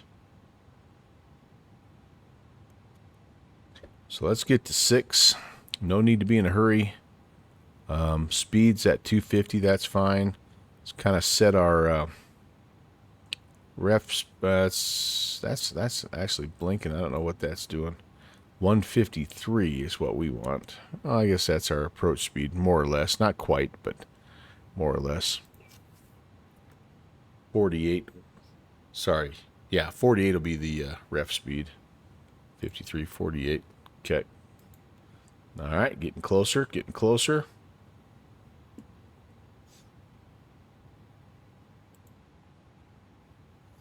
We'll go heading at this point. Another 1,000. Let the speed come down.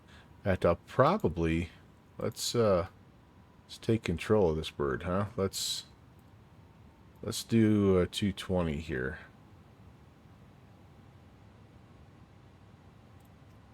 Slow it down just a smidgen.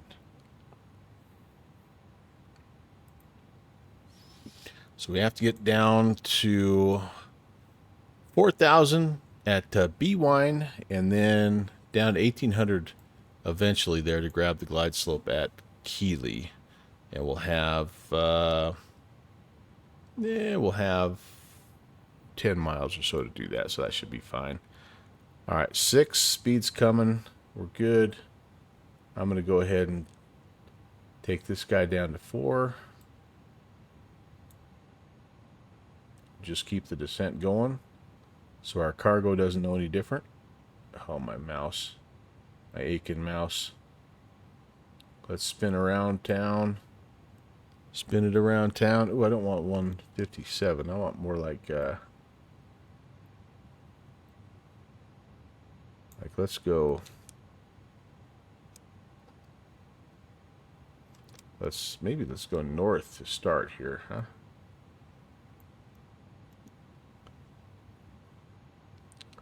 See how that treats us.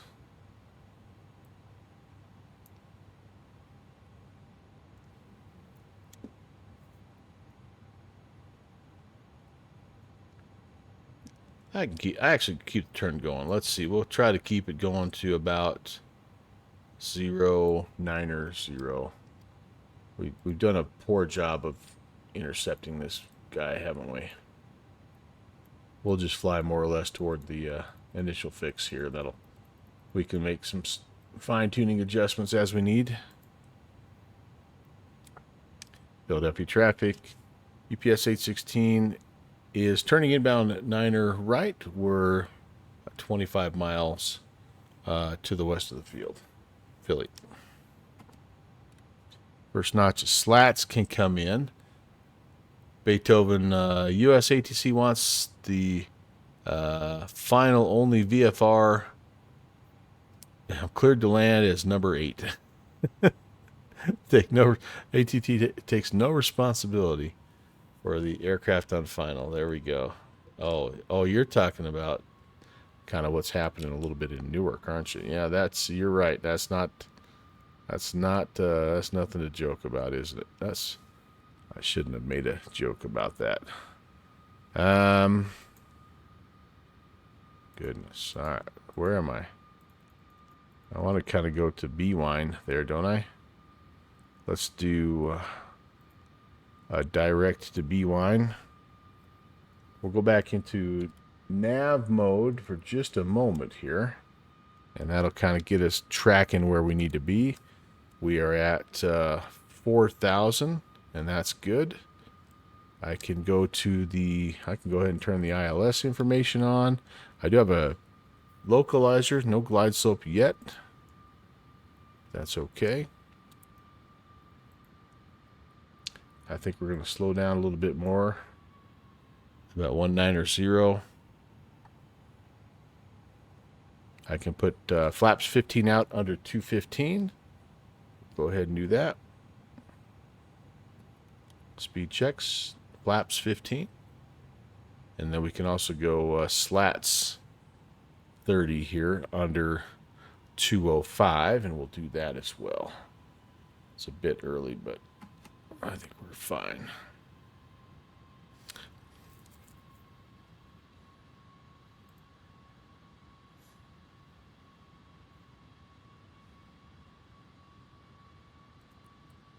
Don't know if it'll try to grab this quite yet or not. I'm just going to stay on track here. And again, we need to be 4,000 at B-Wine, and then after B-Wine, we can head down to 1,800.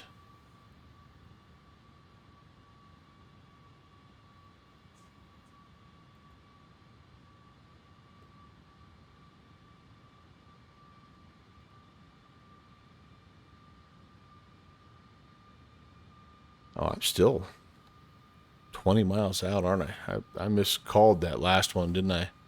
Yeah, right. Nice, nice weather for the approach for sure. There's a glide slope. All right, that's good. That's a good thing.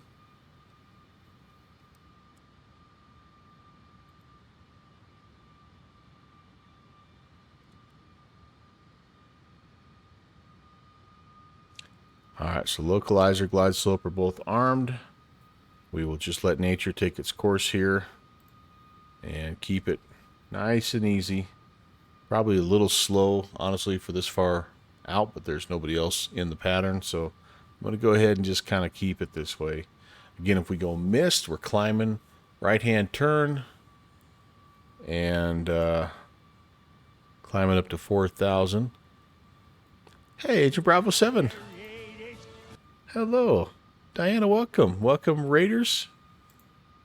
Welcome, the agency. We're flying into sunny, warm Philadelphia right now in the A320. Or sorry, the A300. Trying to get some stuff, trying to get some packages delivered there. Welcome in. Good to see you. Oh, man. Hey, thanks for 8 months.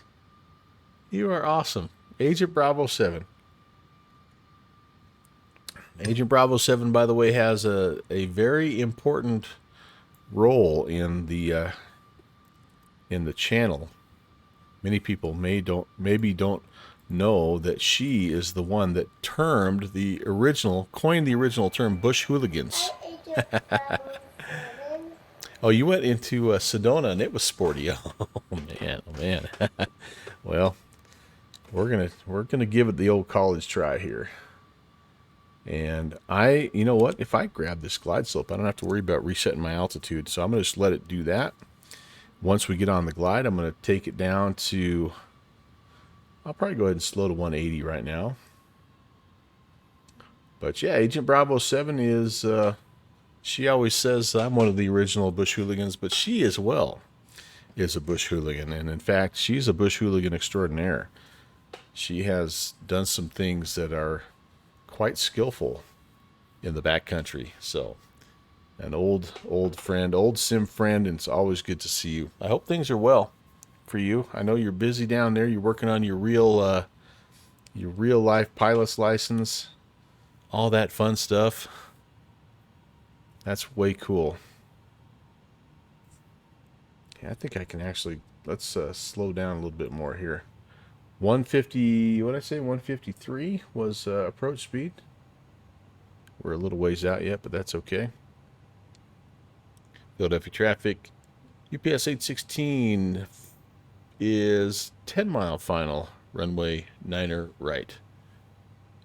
Philly. That's right. Ryan Field. She took I think it was the TBM 900, right? Into Ryan. And yeah, there might have been colorful language used, possibly, by all parties involved, including the pilot. yeah, it wants the gear. You got it. You got it there, first officer.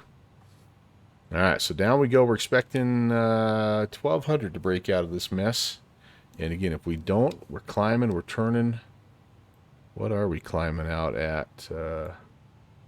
I'll start with about 210. I don't remember what it is. Let me look here. Doesn't really say. Just heading out to the VOR. Okay, gears down. And 3 green. Airspeed looks fantastic. All we need now is a runway. Ah, man, those are good times. What was maybe more impressive, though, Diana, was the fact that you took the 757 into Hanksville. You got the 7.5 down at the Hank, man. That was a incredible piece of airmanship right there.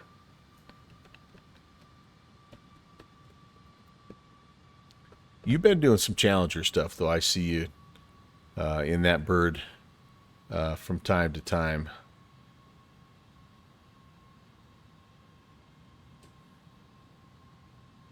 I want to say, oh yeah, I do. I see the ground. Okay, we've got ground contact.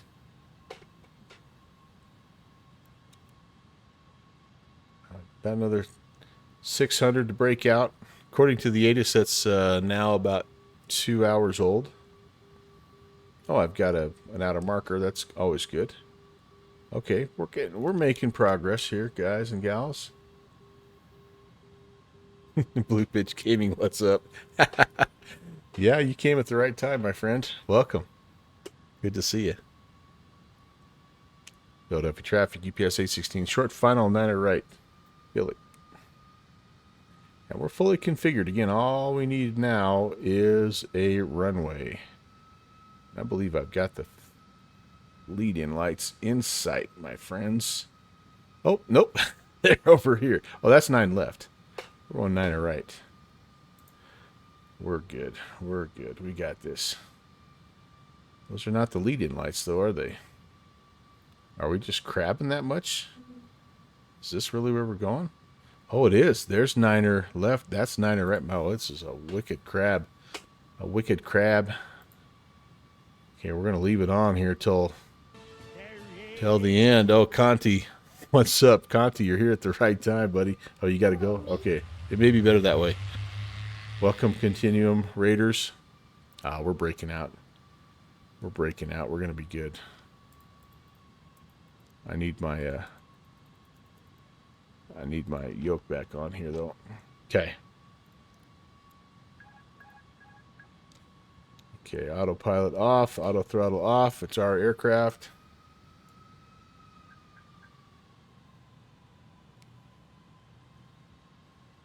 Got a little bit low in that awkward transition. Starting to slide left. Boy, it is a wicked crosswind there, isn't it? Landing.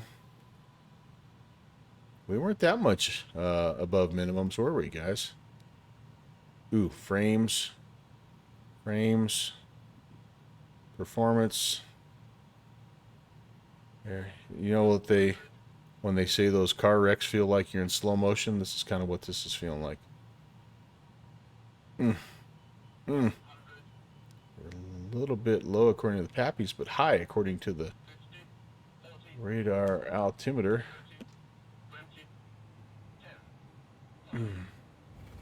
Boy, that was a slideshow. Thank you for attending my PowerPoint presentation. We'll go reversers. I feel like we're going a lot slower than we probably are just because of the frame rates right now. But that was pretty fun. All right, there's 80 manual braking. I think we can get this high speed here. And I think we're done with the wind. I think that'll work right there. Now I just got to figure out where I'm going. Anybody coming? Hopefully not. Philadelphia traffic, UPS 816 is clear of Niner right. Thank you, Chris. Appreciate that, man. All right, let's, I know I need to turn back around and head to the west end of the airport here. Philadelphia has a little cargo city up there. So let me get here kind of out of the way, and we'll plan our taxi here. Thank you so much, by the way, Shusey. Appreciate you, buddy. And let's turn some lights off here as well. Wing lights, runway turn-off lights. We'll leave the taxi light on. Strobe can go to auto. Beacon will stay on. I'm going to go ahead and get the APU started here as well. That can go to off. And Shusey, you trying to jinx me? Why'd you do that to me, bro? Let me cook.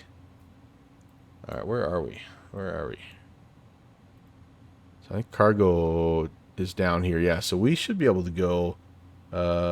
Yeah, whiskey. No, this is Sierra. Sorry, Sierra to Zulu to the cargo city. We got this whole place to ourselves tonight, you guys. No,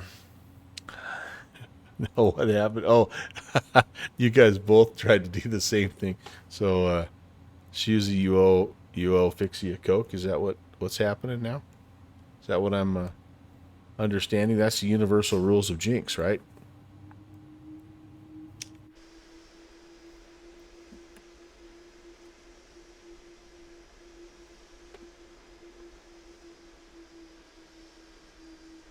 A Diet Dr. Pepper. Nectar of the gods.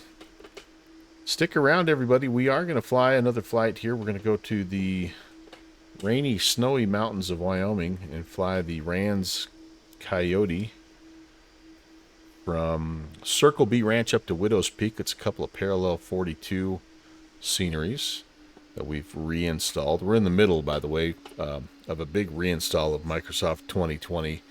And as you can tell by the performance, flying into Philly is working like a charm. Let me say hey to everybody, by the way, who came in on the 2 raids. I want to make sure I didn't miss anybody. You guys got here at a little bit of a busy time, and I'm gonna try to scroll back up here and see who all came in there. Captain Aviation, hello. Sid Squadron, hi Tony, what's going on? Fly 787, what's up, Tom? Nice to see you. Blue Pitch Gaming, I think you were here beforehand, but hello again, just in case. And anybody else that I maybe missed? Sky Raider, first time chat. Thanks for that first time chat. I think I should announce Philly traffic, UPS 816 crossing Niner left on X-ray, Philly. Yeah, and then folks from that Agent Bravo 7 raid as well. And you guys were up just a little bit ahead of that. So, but welcome in, everybody. If we haven't met, my name is Brant. Welcome to the Melvin Leroy channel. And yeah, we've been enjoying a little cargo ops, a little freight dogging tonight. We're just got to decide where is the, where would the, if I was a UPS A300, where would I park? I think we're going to just go straight in. Right? No need to get too crazy here. Let's get the AP bleeds on. And I think Charlie 3 looks like our boy Blue. You can't be doing no stinking FedEx ramp though, man, right? We gotta keep it. We gotta keep it real. We gotta represent. Tricky Tricker, what's up? What is up? It's so nice to see you guys. I hope you're doing well. And I hope your day is winding down just the way it should, or firing up. If you're like Conti and you're from the future, then yeah, you're just getting hump day going. Mike. I don't see any lines here, so we're just gonna kind of park it like we rented it. Yeah, this may not be exactly where these big boys park. Oh, there's a couple of spots over there. That's okay. We'll be fine. This looks like a good place to set the brake and shut things down. Yes, yes, yes. All right. What kind of cargo are we hauling? Well, we have a little coffee back there. I think we have a bunch of hamburger helper, and I can't right there. That's a big dog. Yeah. Probably some stuff for Philly cheese, right? If we're going to Philly, I don't know. We got all kinds of good stuff. Okay, so hang tight, you guys. I am gonna do a quick sim wardrobe change, and we're going to load up a different aircraft and head to Wyoming for our second flight. So, yes, hamburger helper. What? Tom, come on, man. Hamburger helper got me through college. My wife and I are kind of on a hamburger helper kick. We've been doing some cheesy mac lately, and it's just like, I don't know, maybe it's just taking us back to our good old days. There you go, the Amorosa rolls for steak sandwiches. Had a really good Philly cheesesteak this last weekend, as a matter of fact. All right, aircraft selection. And hopefully we're in. We've been slowly reinstalling. Oh, yeah, the CRJ. That was actually the first plane I reinstalled because I was hoping to fly a route. Oh, I got the Learjet back in as well. So I guess I have a few more planes in than I thought I did. There's my Rands. We're gonna do the tail dragger though. I like the tail dragger, and I like that livery. All right, Circle B Ranch. Do we have that? Lord, I hope we have that. Wyoming 32. There it is. All right, cool. Parking spot number 3 works for me. Military combat, which is exactly what we are. If your hamburger needs help with that stuff, find different. You've seen the National Lampoon's Vacations, right? Where Cousin Eddie's the other way. He's like, they call it hamburger helper, but I think it tastes great even without the hamburger. Tom, one thing you're going to learn about me when we meet in Providence is I'm a pretty simple guy.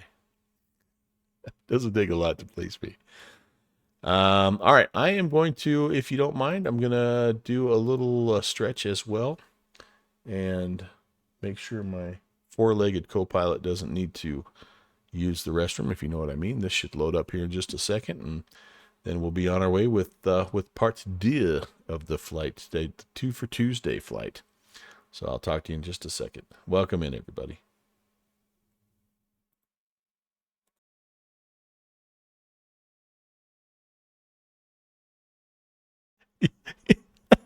Tom, you hit me on the way. I just snort laughed some of my coffee. You got to have standards, brother. I'm telling you. It's the sacrifices. It's the hidden sacrifices people don't realize for our professional pilots.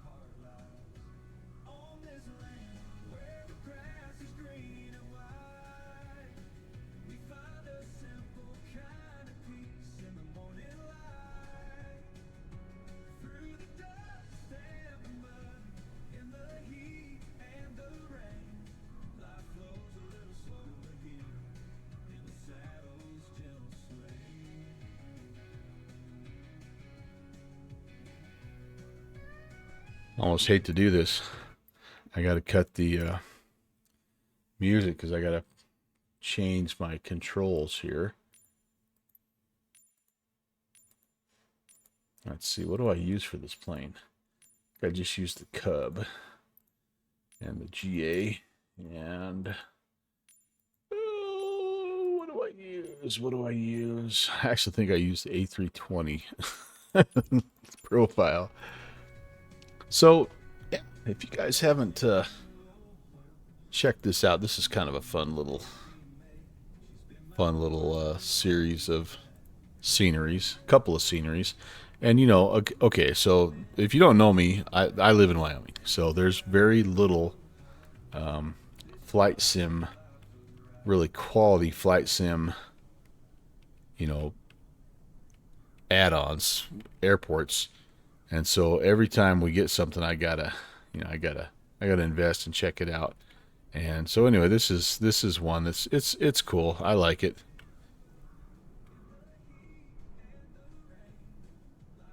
I don't know how well you can hear the music, but like it just has different sounds where, you know, different places, different times of the day, different things are going on. Like right now we get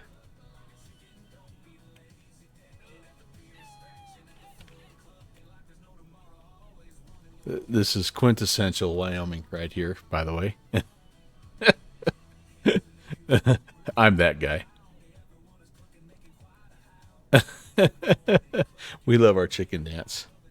But like this changes depending on the time of day, the time of year even, and so there's all kinds of stuff. There's, you know, helipads, and anyway, it's got, yeah, so it's late at night, so it's got the trash barrels burning. We're obviously going to change the time because we don't have enough time to get where we want to go, but what is it? It's 8:20 p.m. right now where I live, so we'll go to 8:20 a.m.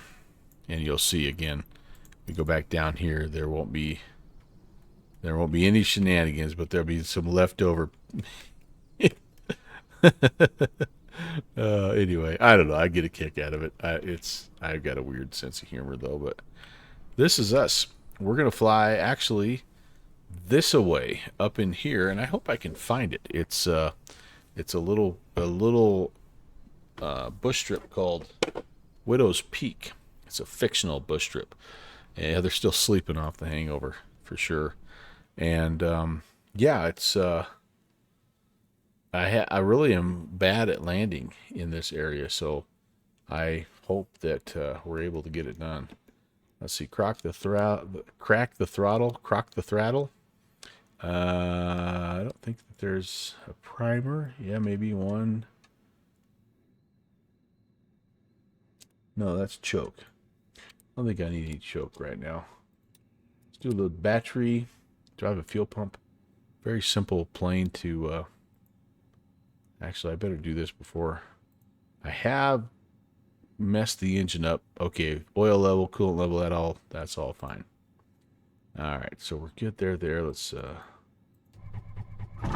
this thing going. Aha. That's a little loud now, isn't it? Okay, we'll pull back on that. But northbound is the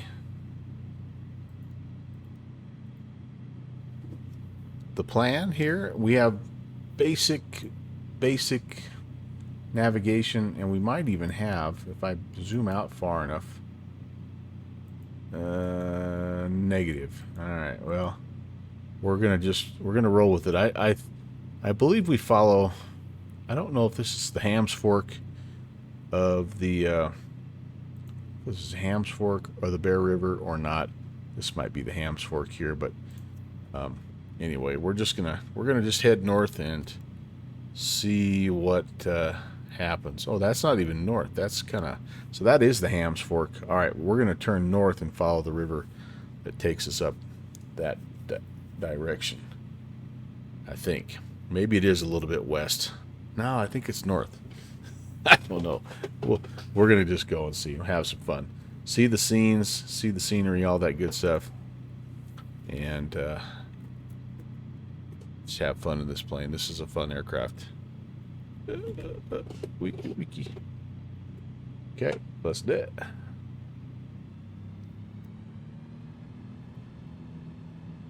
No ATC, no VAT sim, none of that business. Unless somebody's flying along. If you're flying along with me, please let me know and I'll turn VAT sim on. But otherwise, I'm just going to come over here. Windsock is saying favoring a departure to the south. B for Barrow. And we'll get lined up. We'll be on our way. Gotta adjust my seat. My foot's hitting the rudder pedals. All right, so now I got to look here because I'm almost positive. Head up the valley there. And I think we fly past the ski resort.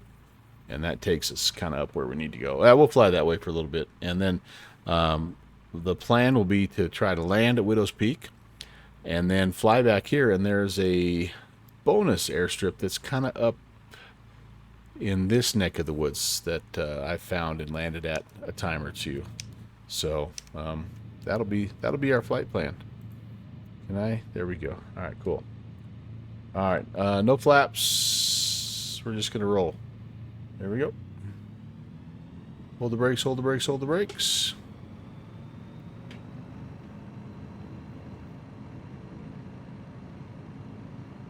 The tail flying. 50 knots, about all we need. One wheel departure just for, you know, for effect. This is a cool little spot, Conti. You know how it is. Like you're one of the best promoters of Australia, and you fly to all these cool places. Well, I've got about 3 options. I've got this and Jackson Hole and maybe that's all I have. Alpine. Till I learn how to make scenery in Microsoft, I don't have a whole lot of other scenery options, but thank you, man. I do enjoy it. So I bought this aircraft specifically for the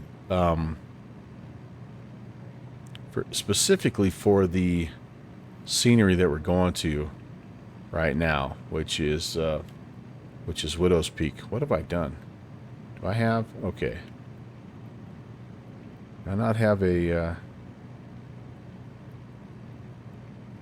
all right, I've got to adjust my view just a little bit here.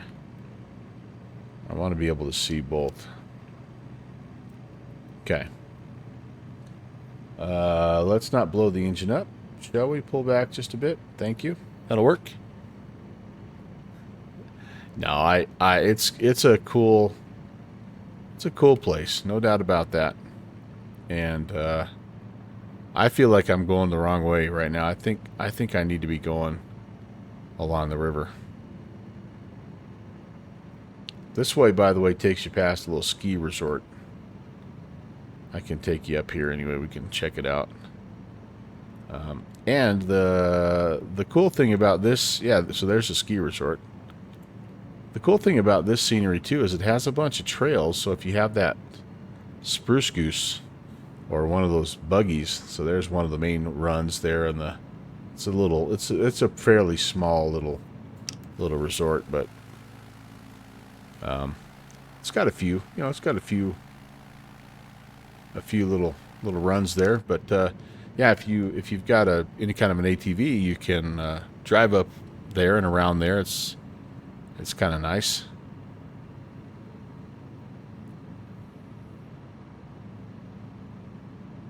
Horses and airports, you say don't mix. Yeah. You might be right there, Vixie. All right, so let's head up the I think it's the Hams Fork of the Bear River that we're going to be chasing. And we do have real weather turned on, and it is quite stormy out. In fact, as I went upstairs to coordinate things with the missus and my dog and everything, it's like I think we're finally getting our our first thunderstorm of the year, which is kind of cool.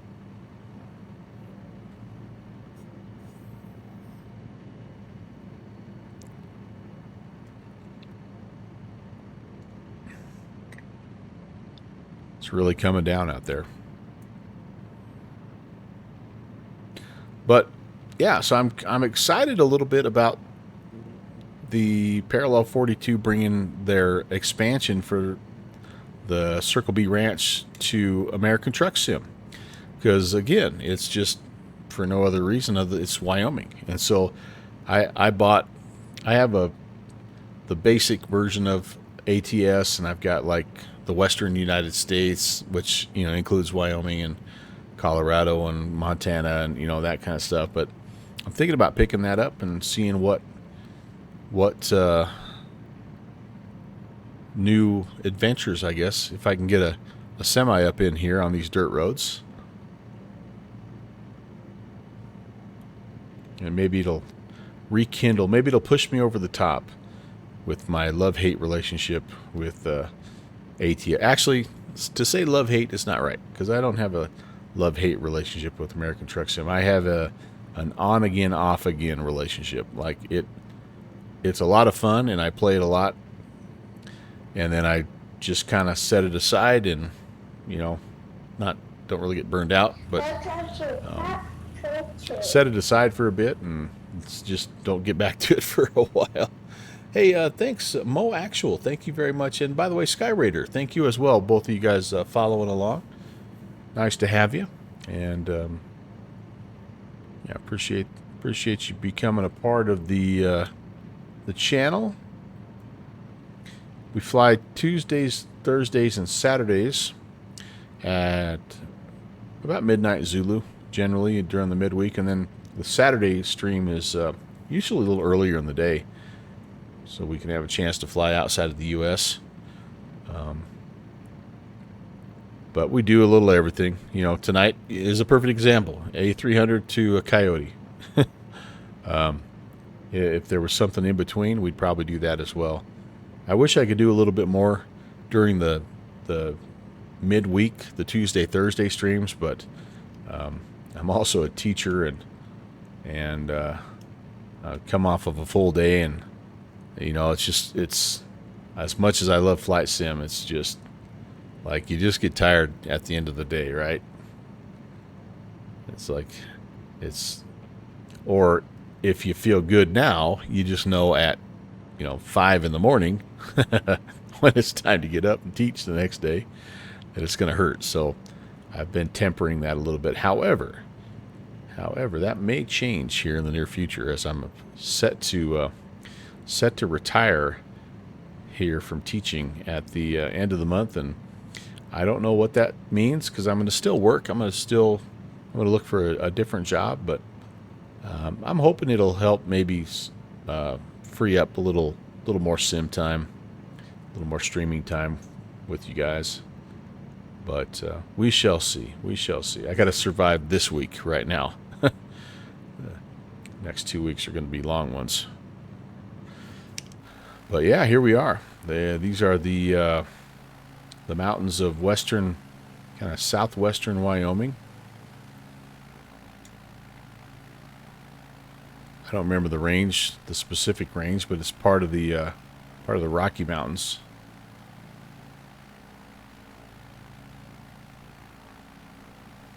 Basically, Wyoming, if you took Wyoming and cut it in half, if you sliced it right down the middle, north and south, everything west of that line is mountains, and everything east of that line is plains, essentially.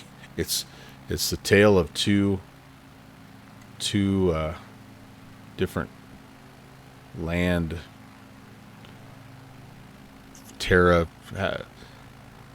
vastly different types of land, I guess. Colorado is actually very similar. Montana, similar as well.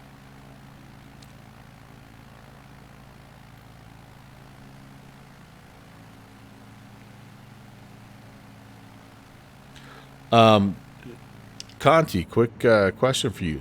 Skyvan. You've seen that, obviously. Is that a yay or an A from you? Seeing that it's an Australian original aircraft. I'm wondering, are you on that Skyvan?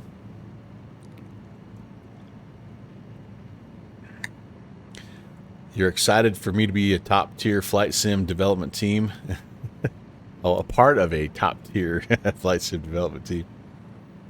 Like I announced on April 1st. Yeah, right. That was kind of fun. I can say that I officially am on the development team for classical airline simulations, because I did run some spreadsheet numbers for the lead dev.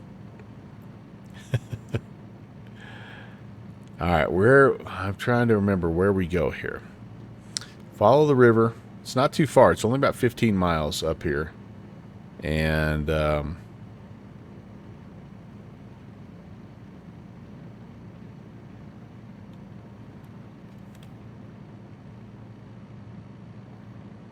hoping it's not at the end of this river. If it is, we'll hop over and check it out. But I think we're on the right track here.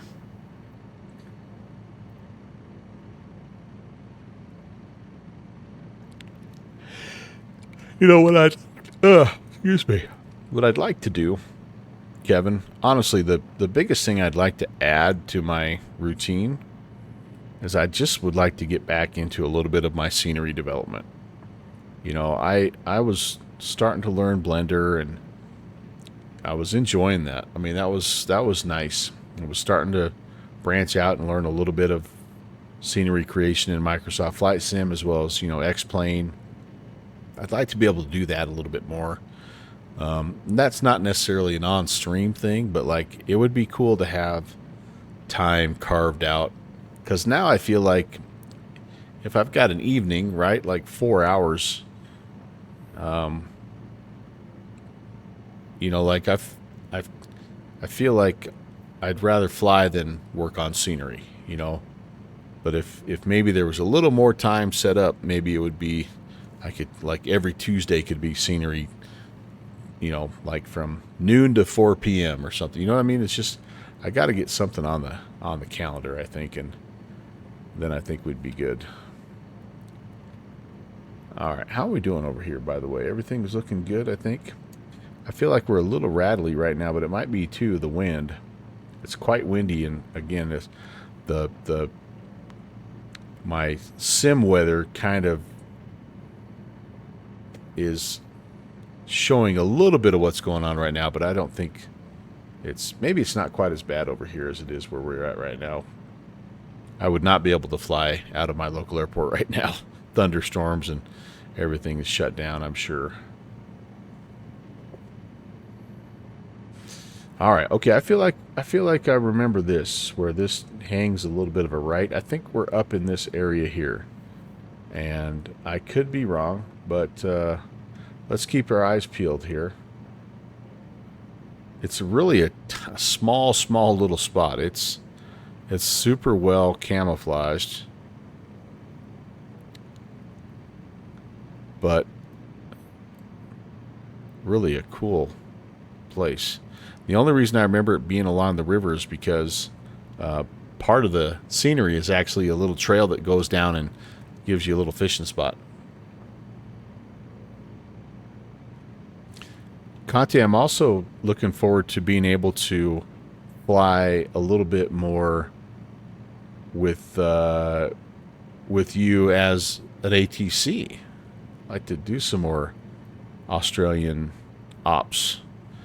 But, you know, when you get done with your stream, it's sometimes, well, like now, it's a little, almost my bedtime. But the middle of your day and your afternoon is it's 2 in the morning for me, right? But I think that'd be kind of fun to do, to figure out when you kind of are gonna, you know, do your ATC stuff, and then come over and give you some traffic. Boulder, good to see you. Howdy. We're looking. I'm glad you requested the outside view, because it's going to help me find Widow's Peak. And it is one of these places that's going to be kind of along a ridge line. So I'm sort of just watching all these little ridge lines here. And hopefully we will see it. There's our turn. I hope I haven't went past it. It's possible I have.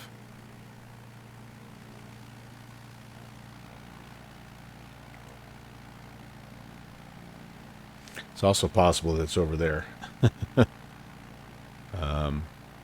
We'll keep tracking up here. We'll go. We'll take it up to kind of where this little mountain is, and then we'll just, like, I think the last time that I flew it, I just had to zigzag, just kind of back and forth until I found it.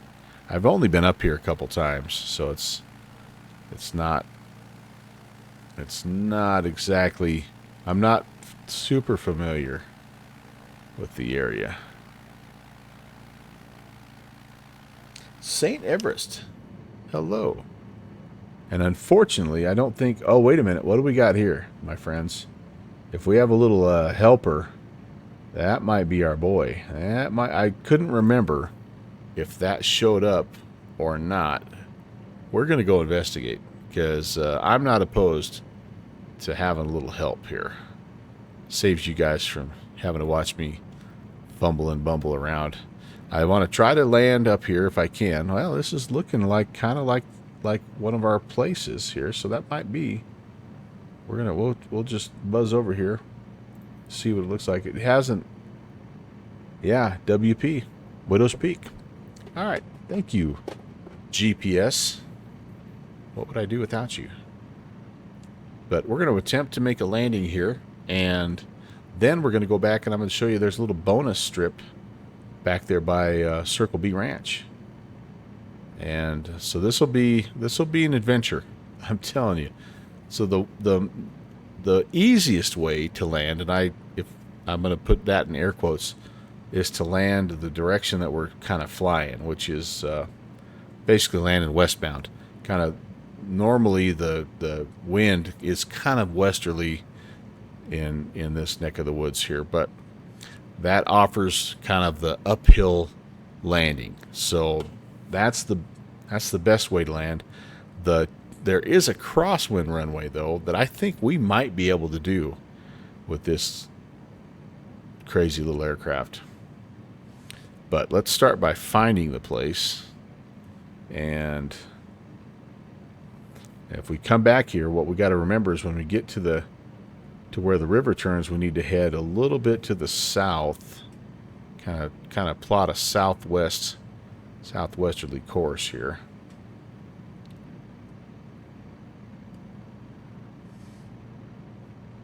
And the giveaway is the custom rocks. The guy that did the scenery has some really awesome looking cliffs, kind of custom rock cliffs. And so once you start seeing that, you know you're in business. There's kind of like the auto-gen sort of Bing imagery rock face. And the one we're coming up on, you'll see what I'm talking about.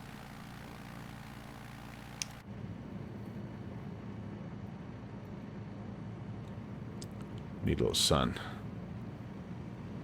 Alright. So we're going to overfly this outfit here and see if we can figure out. Yeah, I think I see it. I think I see it right up there. You can kind of see that little ridge line. But man, it's in there, man. It's camouflaged. It is a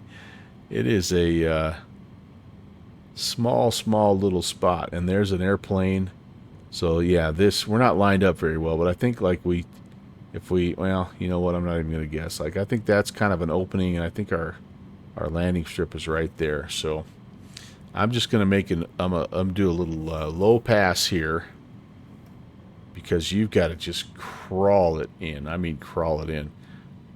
Yeah, I see where we're at.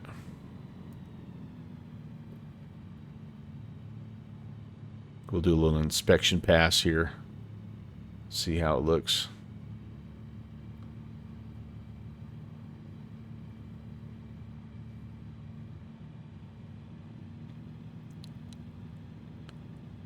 Is this the right spot? Maybe this isn't quite the right spot, guys.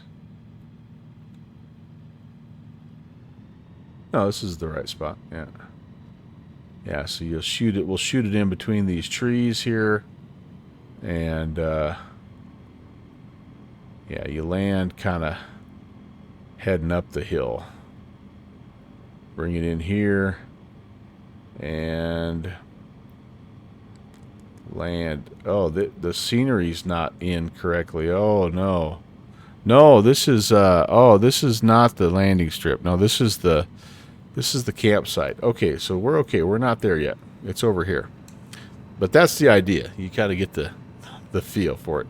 So it does have, I forgot about that. It has like an alternate campsite there. And again, you can drive your Juice Goose up there and have all kinds of fun. There we go. Okay, I think I see so there's the main runway. There's the crosswind runway. Yeah, that's more like it. I'm like, what's going on? Because I did spawn in here. It is a recent reinstall, but I did spawn. So I knew it was there. So you see what I mean. This is a little uphill. Don't go long, or it's trouble. This is the crosswind, and we may try to do this one as well. Landing this way is the easier approach, but it's downhill. Landing this way is the tougher approach, but it's uphill. So, yeah, so there is that. All right, let's put a notch of flappies out here. I'm going to try to bring this guy in nice and easy, friends. Easy, easy. There's the trail. There's hikers that walk down this trail. It's pretty cool. It's just a neat concept, honestly. All right, well, we're going too far. I'm going to take it out here. Not a standard pattern, but we'll take it kind of out here, and then we'll turn inbound and see if we can make any kind of a halfway decent approach here. Follow the ridgeline in, basically. What's Backcountry 182? What's he say? The tougher the approach, the longer the downwind. Okay, here we go. Let's turn it in. Let's see if we can pick it up in time. It's tough to see. See what our altitude looks like. And how do we do? We're not bad.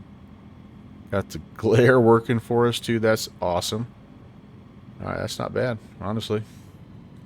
Second notch of flaps coming out. We're going to just try to drag it in here about 50 to 45 knots. Try to hold a little bit of altitude because there is a bunch of collidable rocks at the end of this runway, so I can't get too low too fast. I would have thought somebody would have been in here with the traco and cleared out these rocks by now, but that's government workers for you. I'm a little fast. Let's cut some power. Looking okay. Still maybe a hair fast. Can't give up all my speed though just yet. Okay, it's going to be a plunker. Be ready for that. It's a plunker. And how'd I do? How'd I do? Oh gosh, I got way to the right. Oh man. Oh well, that wasn't too bad for a first try. All right, let's depart. What do you think? Should we try that crosswind runway there? Let's actually, let me hop out here before we do anything. Just give you guys the 50-cent tour here. So you have the trail, and like I say, there's a steady stream of hippies that hike down this trail. I don't know if we'll catch them or not. But you can also drive your ATV, your four-wheeler, up and down this if you want to. But they go down, and you head down here, and you got yourself a nice little fishing hole.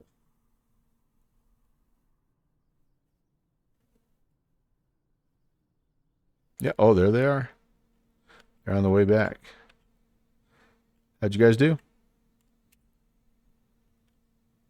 Why would you be in nature with your beats on, by the way?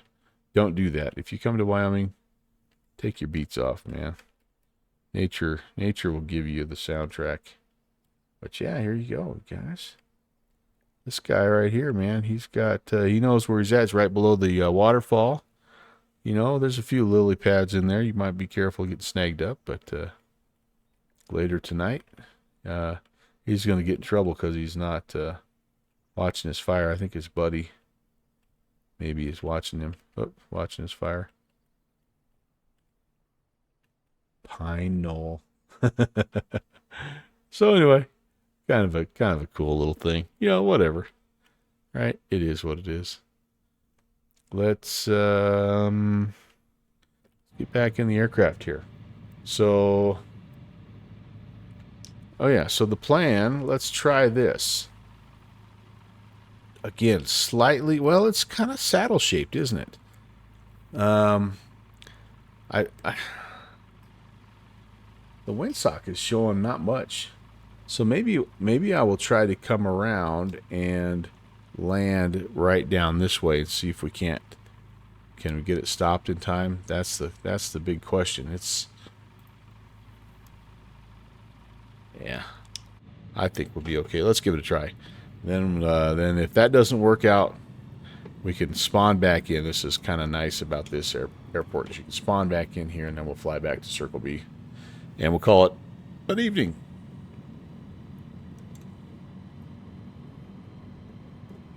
All this is predicated on me being able to actually take off.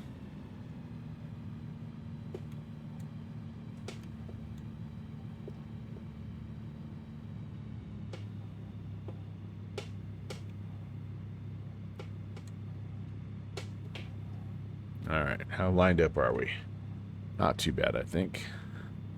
Okay, flaps up, get airspeed. Throw flaps at the end. All we need is about 43, I think, depending on how much fuel do I have in this sucker.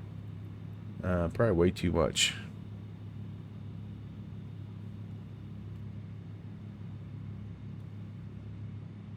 I don't know how much fuel I have. Where are my fuel gauges? Oh, are they up on the wing? Yeah. Oh, yeah. I've got half a tank. So it'd probably be more like about 47. Plus at altitude. Now, I'm going to say maybe 50. But I'm going to get going and I'm going to throw some flaps in. Maybe we can bunny hop it out at about 45. Full beans. Here we go.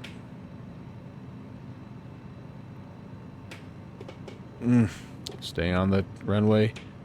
We're not getting much yet. First notch of flaps. Oh, boy. Oh, boy. Oh, boy. That was a little closer than I hoped. But we're airborne. And again, there are kind of the cool thing about that airport is there's collidable rocks at the end. So all right, let's get up here to a semi-safe altitude, 8,000 feet, and let's see if we can land. I've never landed, by the way, on the crosswind runway, so this will truly be history. I've made history. If I do this, I'll make history twice tonight. We'll talk about the first little bit of history I made earlier in the stream here in just a second, but let's see if we can do this crosswind. And I'm doing right traffic, which is probably not ideal.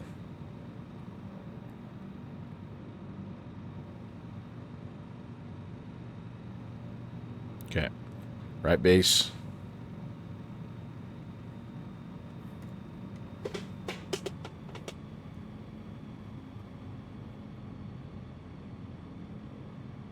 Oh, having a hard time seeing it. Okay. Oh boy, Stu. Hey, what's up, man? Good to see you. Just in time, I'm attempting a crosswind landing here at Widow's Peak. How are you, Steven?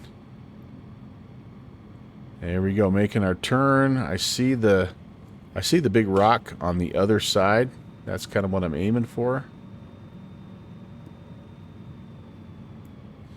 But I am going to have to be very slow here. Boy, this looks so downhill, doesn't it? Oh, my Lord. Okay, we're creeping it. I mean, TLC creep here, you guys. I'm at 45 and I feel like I'm fast. Oh, boy.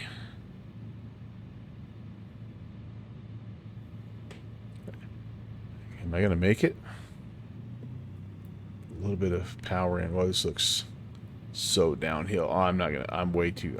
No, that's not happening. That was not happening. Oh, man. And that's the problem coming the other way. Is you're just like. You're just having to dive down so much. You had a crosswind landing on a 13,000 foot runway. All right, we'll try it this way. We'll go over the top of the camper here, and we'll give it a look-see, and see what this looks like. Let me climb again. That is the one thing I forgot about the camper, the extra camper guy up here too, is it gives you a little bit of a visual on the approach. I don't know about this, you guys, but at least if we go mist this way, it's nothing but clear sailing off the cliff. We can point the nose down and get a little airspeed built up. Okay, climbing. So the challenge here, higher terrain that we're trying to clear. And that's pretty much it. The other way was an easier approach, but I think the more of the runway was actually downhill. So let's see. And I think it's maybe a little harder to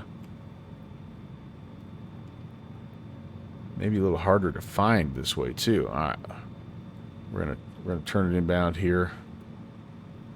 Second notch of flaps are out. Okay, first thing I'm looking for is the campfire smoke. I see it. We're already too fast. See, I can't. Okay, there we go. I mean, I want 40. I want the stall horn yelling at me here. Let's get down. Let's get down. Get down. Yeah, I don't think I'm going to be able to control the airspeed.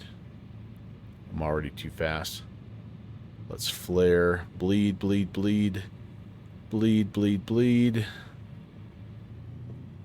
Put a little bit in. Yeah, I think I'm screwed. Look over the top. Yeah. There's... I don't even know where I'm at now. Oh, wait. I think I see it. Nope, I don't see it. I think I missed it. Did I miss it? I think I'm okay. I think that little clearing right there. Nope. Shoot, I missed it. It's right over there. That's just so freaking hard to see. It's just so hard to see. This is, this may be beyond my capabilities here. We'll take one more try at it the other way, since we're kind of already in the neighborhood. Doing it that way, definitely more uphill, but like I just have a hard time finding it.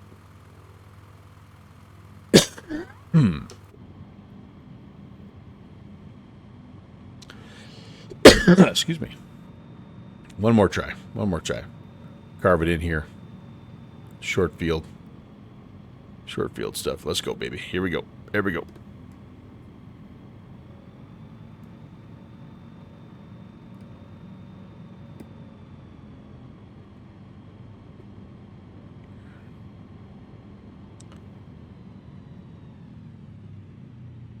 Yeah, I don't think I'm going to be able to hold it.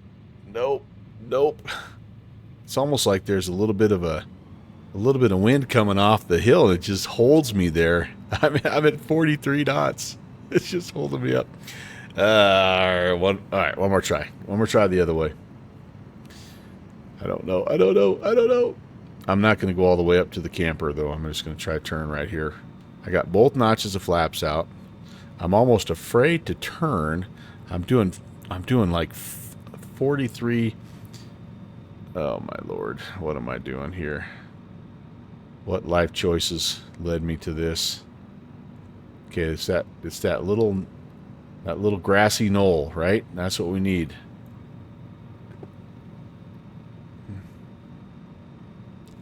This guy right here. Cut power. Oh, there it is. Wait, there it is. There it is. I'm gonna miss it. Do I have time? I have time. All right, we are full slip. 40 knots, 38 knots. A little bit of power. Can't be short. Cannot be short.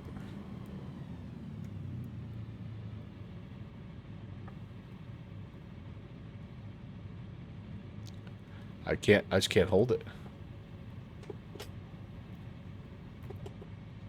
Ah, no.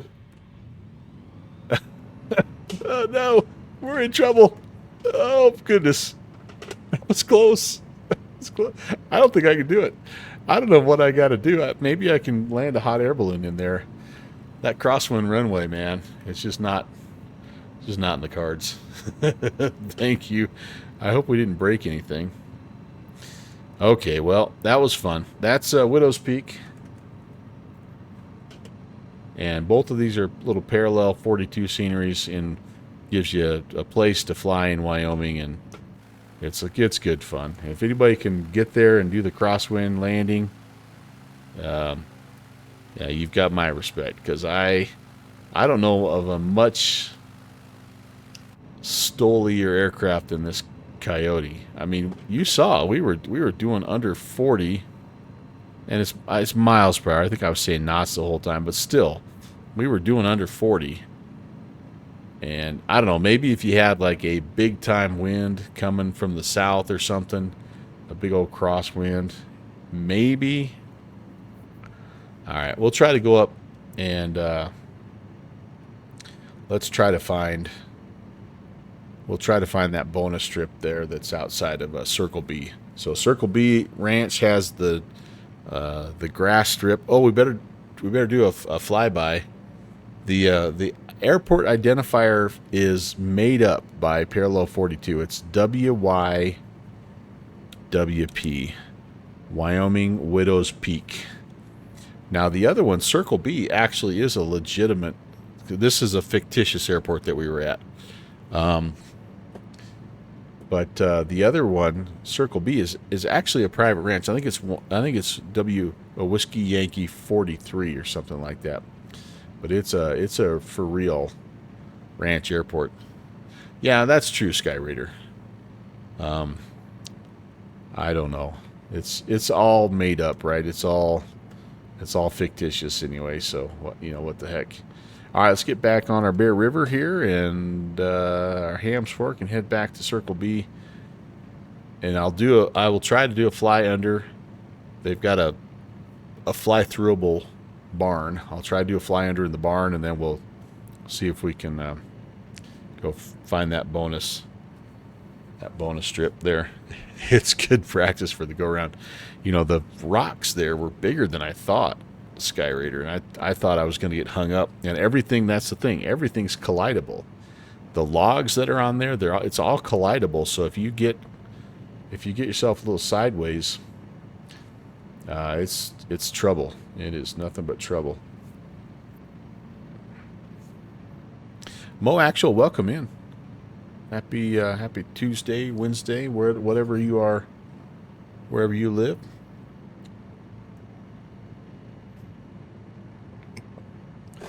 I'll have to come back in here, try it a couple more times, maybe practice up. The problem with those little things is the more I practice, like the worse I get. So maybe I should just leave it alone for a little while and call it good. So highly recommend, I guess, both of these sceneries, as well as this. This is Flyboy Simulations RAN's 6S6 Coyote.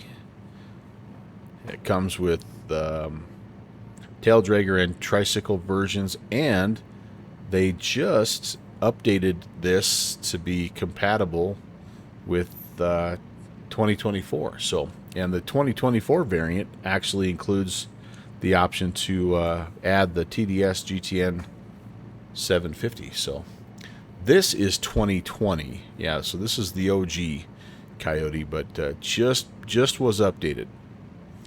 So, yep. And a very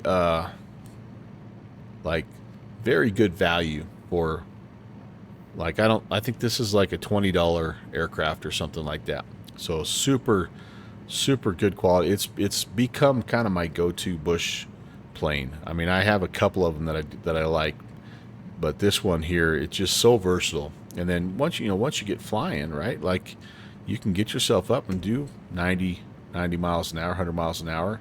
It does come with, if you want, you can load up a little autopilot, and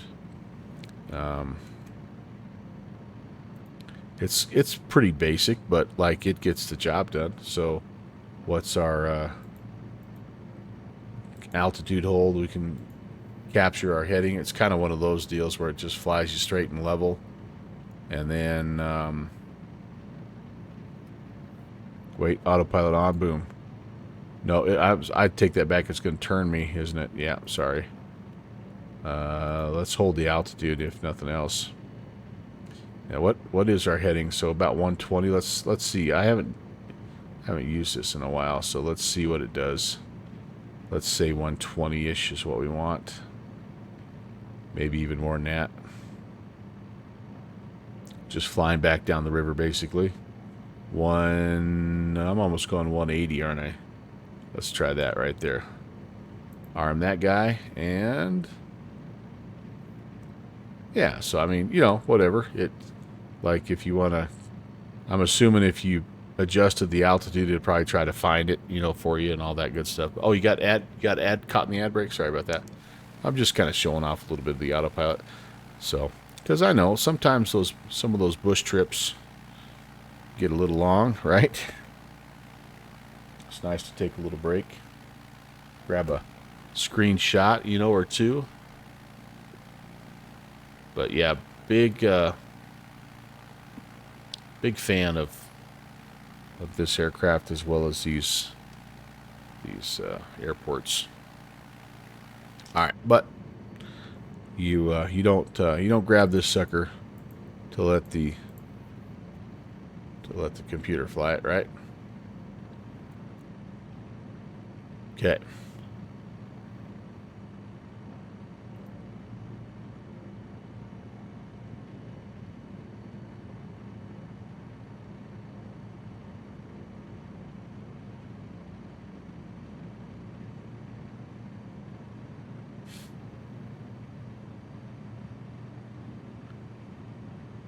So this is cool. You can, all these, like, this road has been,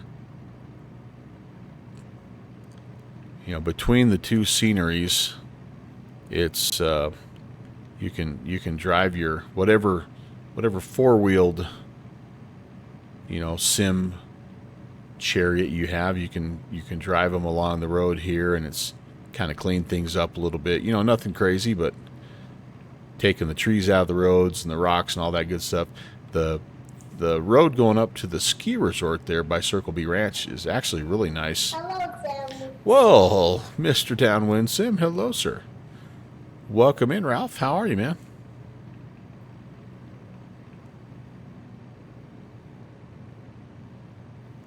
We're just farting around here in western Wyoming,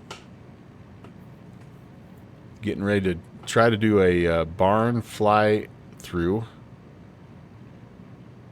I did get FAA prior approval to do this, by the way. Greetings from Scottsdale. Man, that's some tough duty you're on right now, buddy. You've been down there twice this month, haven't you? What's the project this time, sir, if you don't mind me asking?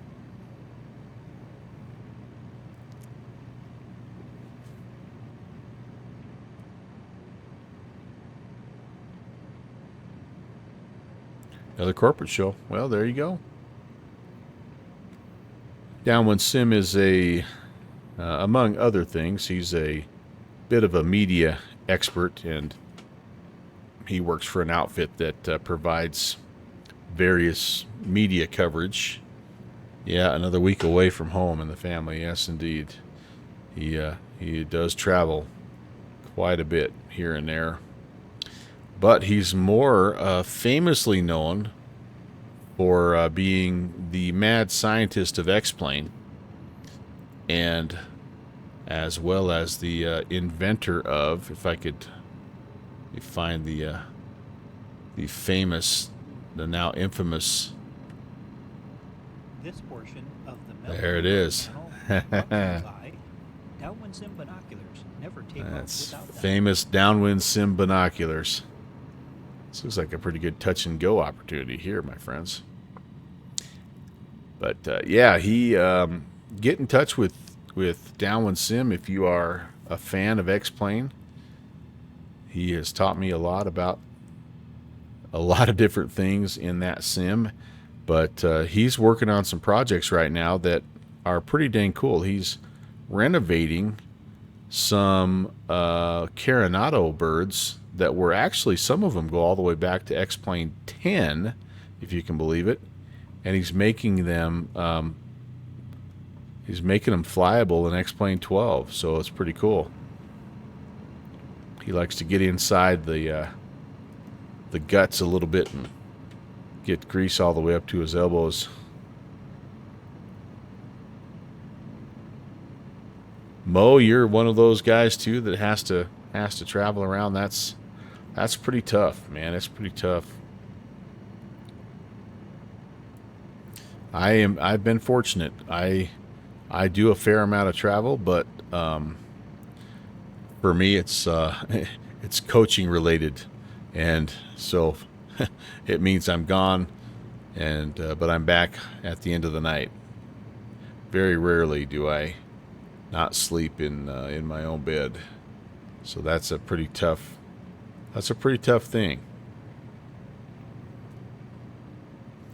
Iowa Scotsman, you got it for 24, nice, and for American Truck Sim. I'm on it. I'm gonna pick it up for ATS too. I'm just curious if I ever can find a way, and I know it can be done because I see lots of people doing it. But if I can ever find a way to stream ATS, I'm gonna do it.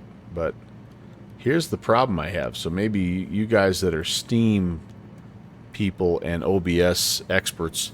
So like the screen I'm looking at right now, right in front of me, has my sim going, and it's fine. Like I can come over to my second screen here. You guys see me over here all the time, and I can click around and move windows and all that good stuff, and it doesn't affect my main streaming screen at all.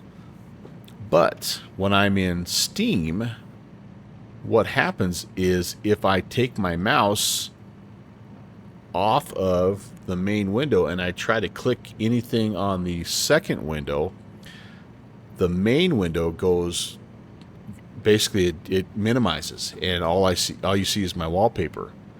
And then in order for me to get the window open again, I have to reopen that window. And so anyway, I can't figure out, like I said, I can't figure out how to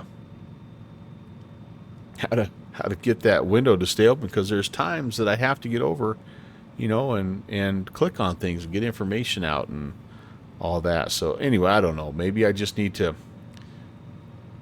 I don't know. I guess I'm just still trying to figure out the way that makes it work the best. You do a lot of teaching, traveling and teaching. What do you teach, Mo? I'm an educator myself, high school math teacher and a coach for about another week and a half.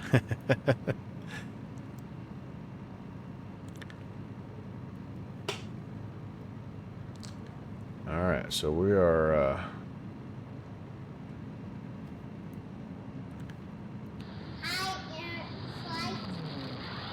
I am Eric. Hello. First of all, Eric, I am going to be retiring from teaching and coaching. I think we're getting to the edge of Circle B here.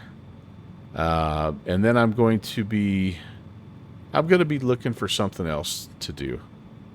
Something. Yeah, I think this is I think this is part of the Circle B Ranch scenery. Yeah, it's got the cool stuff right there. But what is that going to be just yet? I don't know. And but I look forward to kind of. You're trying to find a better position. Oh man, good luck. All right, let's do a little. See if we can fly through this barn. I'm 1 for 2. I tried to fly the Kodiak through and I crashed, but I was able to get a helicopter through it, if you can believe that. So let's see if we have any better luck with the Coyote. Yep, 30 years, you know, it's time to do something else. I'm not ready to be totally done working yet. But I just want to try something different. See what else is out there. Everything's collidable in this building, by the way. Oh! Oh!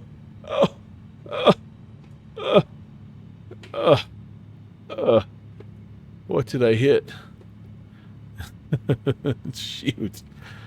Downwind Sim, you were with me last time I crashed. I don't think I can get out of here either. I think the fence is even collidable. Let's find out.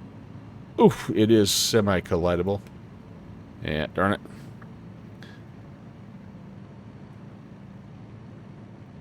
Here's another little house that's a part of the scenery.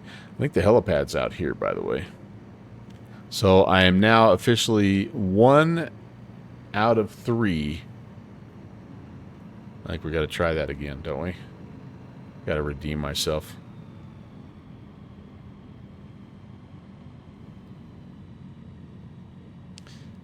But I did do it in a helicopter of all things. Like you would think that the fixed wing aircraft would be easier, but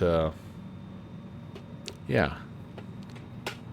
Not so much, my friend. Here we go. Let's try it again. We're gonna do it this time.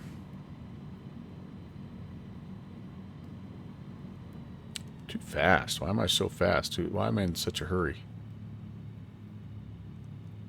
Keep it right down the middle. I think what happened is that my gear touched and it bounced me kind of sideways. Like that. Like that's bad. Boom. Yep. That was left wing. That was left wing. Saw that.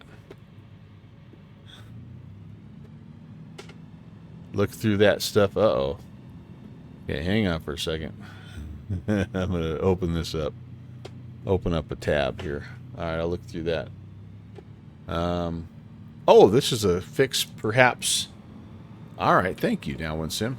Okay, enough of that. Let's go see if we can find the bonus airstrip here. I'm fortunate that this plane is still working. Although I don't think it has external model damage. The engine will fail if you don't treat it right. But I don't think that the rest of the aircraft will break. Like the Comanche, you know how you can bend the propeller and break a landing gear, stuff like that. Thankfully, because yeah, I wouldn't be still flying, but that's okay. Let's see if we can find this place. I think there's like a little lake or something up here, and it's by the lake. If we can find that, we'll probably land there and kind of call it a day at that little lake. Be a good place to camp out.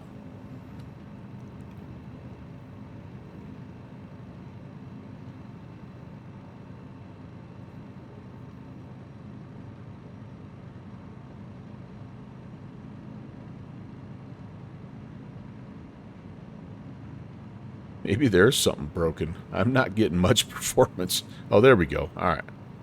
There we go. Flaps are up.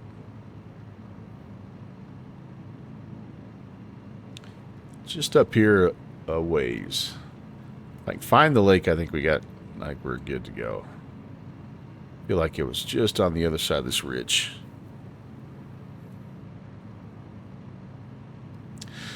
Can't believe I can't fly through that.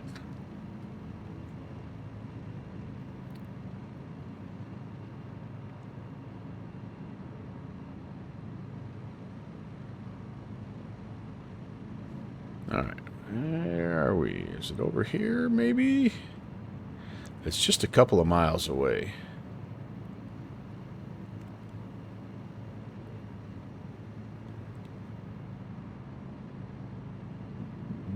No, it's a little bit... Oh, this might be possibly something. Oh, yeah, I see a little...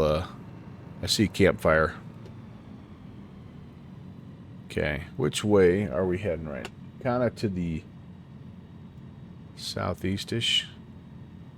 Yeah, so the landing strip is not really much of a landing strip. It's just kind of, you can kind of see it right there.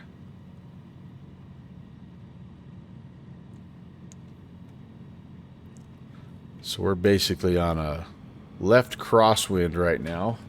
Let's put some flaps out. This could be interesting. I'm gonna maybe take it down here a little ways. It's not ideal. It's sort of in between two ridge lines here, so I'm not sure. Maybe we'll have to do a crosswind landing here. I don't know.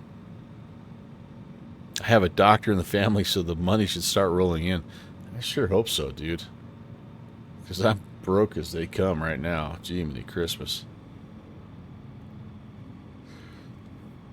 I'm sure he's ready for the money to start coming in too. He's been living on internship salary, and he's been working 3 or 4 jobs. He's done a good job. He's really done a good job. I don't know how he's done it. I did one of my degrees when my kids were little, and I only had 2 kids, and he's done it with 3. And it's been a much more like a doctoral program versus a master's. And so he's really done a nice job. Maybe I should have went a little right pattern here. I don't think I'm not going to get down in time, am I? Slippy, slippy, slippy. Slippy, slippy, slippy.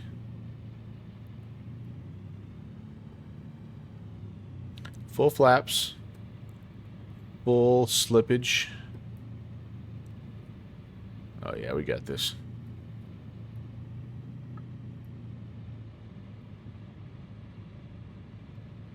Nice thing is, if you're not right on the money on this guy, it's okay. Because I'm off a little bit.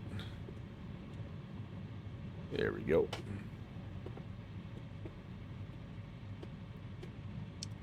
All right, welcome to unnamed campsite airstrip. Let's buzz down there. See what's on the grill. Oh, he brought in like a 170 down there. He's making my Rands look too easy. Thanks, Sky Raider. Mo, thanks, buddy. I needed to finish on a win after the Widow's Peak failure and then the Red Barn failure. Oh no, it's a beaver. Look at that. That's what I'm talking about.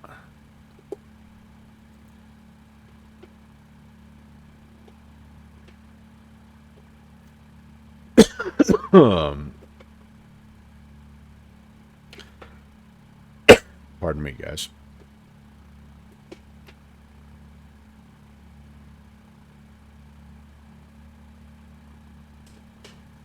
Oh yeah, that will work right there. That'll do, donkey. Park and brake. Ola. Cut the fuel. And the mags. And the throttle. Open up the door. Get the heck out of Dodge. Ba-doop, ba-doop. Yes, sir. That was cool. That was fun. Oh, man, I forgot about this. I had zoomed myself way out. Un momento, por favor. Well, I don't know how the fishing is up here because that looks like just a little stock pond to me. But if it was me, I don't know. That's a nice sight and all, but like if you're in the mountains of Wyoming and you're camping at this little spot, it's Mosquito City. Now we got a little country music going on too, though. Can I slow my camera down a little bit? All right.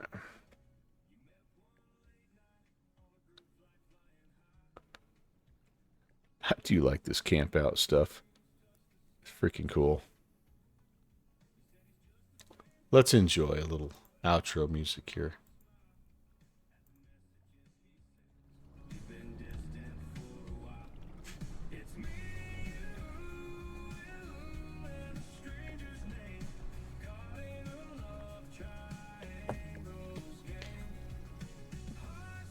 I feel like the soundtrack has also been updated. I don't recognize this song.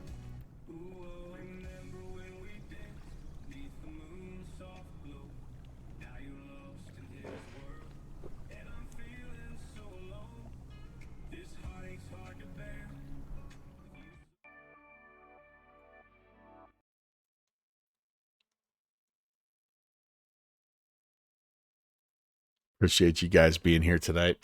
It was so much fun. I tell you what a great way to finish off a Tuesday. I hope you guys have a good rest of your week. My plans, by the way, for the rest of this week, I only actually have one more stream. I'm going to be traveling again to help out my same son who just recently graduated, but they're making a little move across town, so I'm going to go help them next weekend. So nothing on Saturday, but I am back Thursday.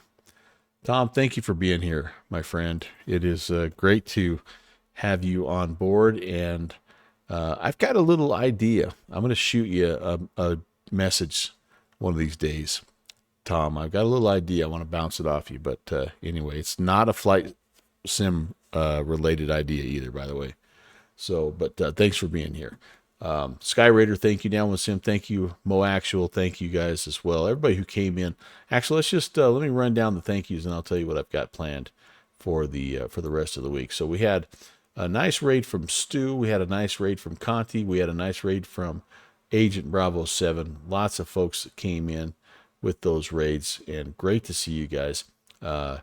We had a resub, 8-month resub from our friend Agent Bravo 7. So that was way amazing and awesome, and just a lot of fun up and down the line here tonight with our first flight in the A300 into Philadelphia, and then this guy here buzzing around my stomping grounds, although I live a little east of here, but you get the picture.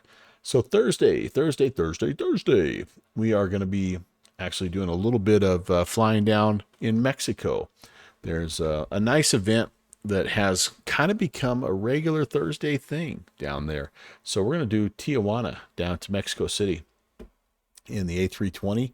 And then we're going to jump back into some bush flying. We're going to be in the Station Air, and we're going to be down in the Bryce Canyon area. And there's a couple of little sceneries that I found that are kind of cool. So yeah, a little A320, little Cessna 207, 206, whatever the Station Air is. And that's right, Agent Bravo 7, the one that gave us the original bush hooligan nickname. But yeah, that'll be the rest of my week, guys. And again, after that, I'm off until this time next week. So, all right, I'm going to queue up our friend Ibanez. Ibanez is in, looks like the 319. Let's go say hey to him. Keep the good vibes. Keep the flight sim mojo going. Appreciate you guys being here. It really means a lot. Take a little bit of your time out of your evening. I hope you enjoyed it. Hope to see you back here on Thursday. In fact, I can't wait to fly with you again on Thursday. I'm going to get this raid going. I will see you over on Ibanez's stream here in just a couple of minutes. Take care.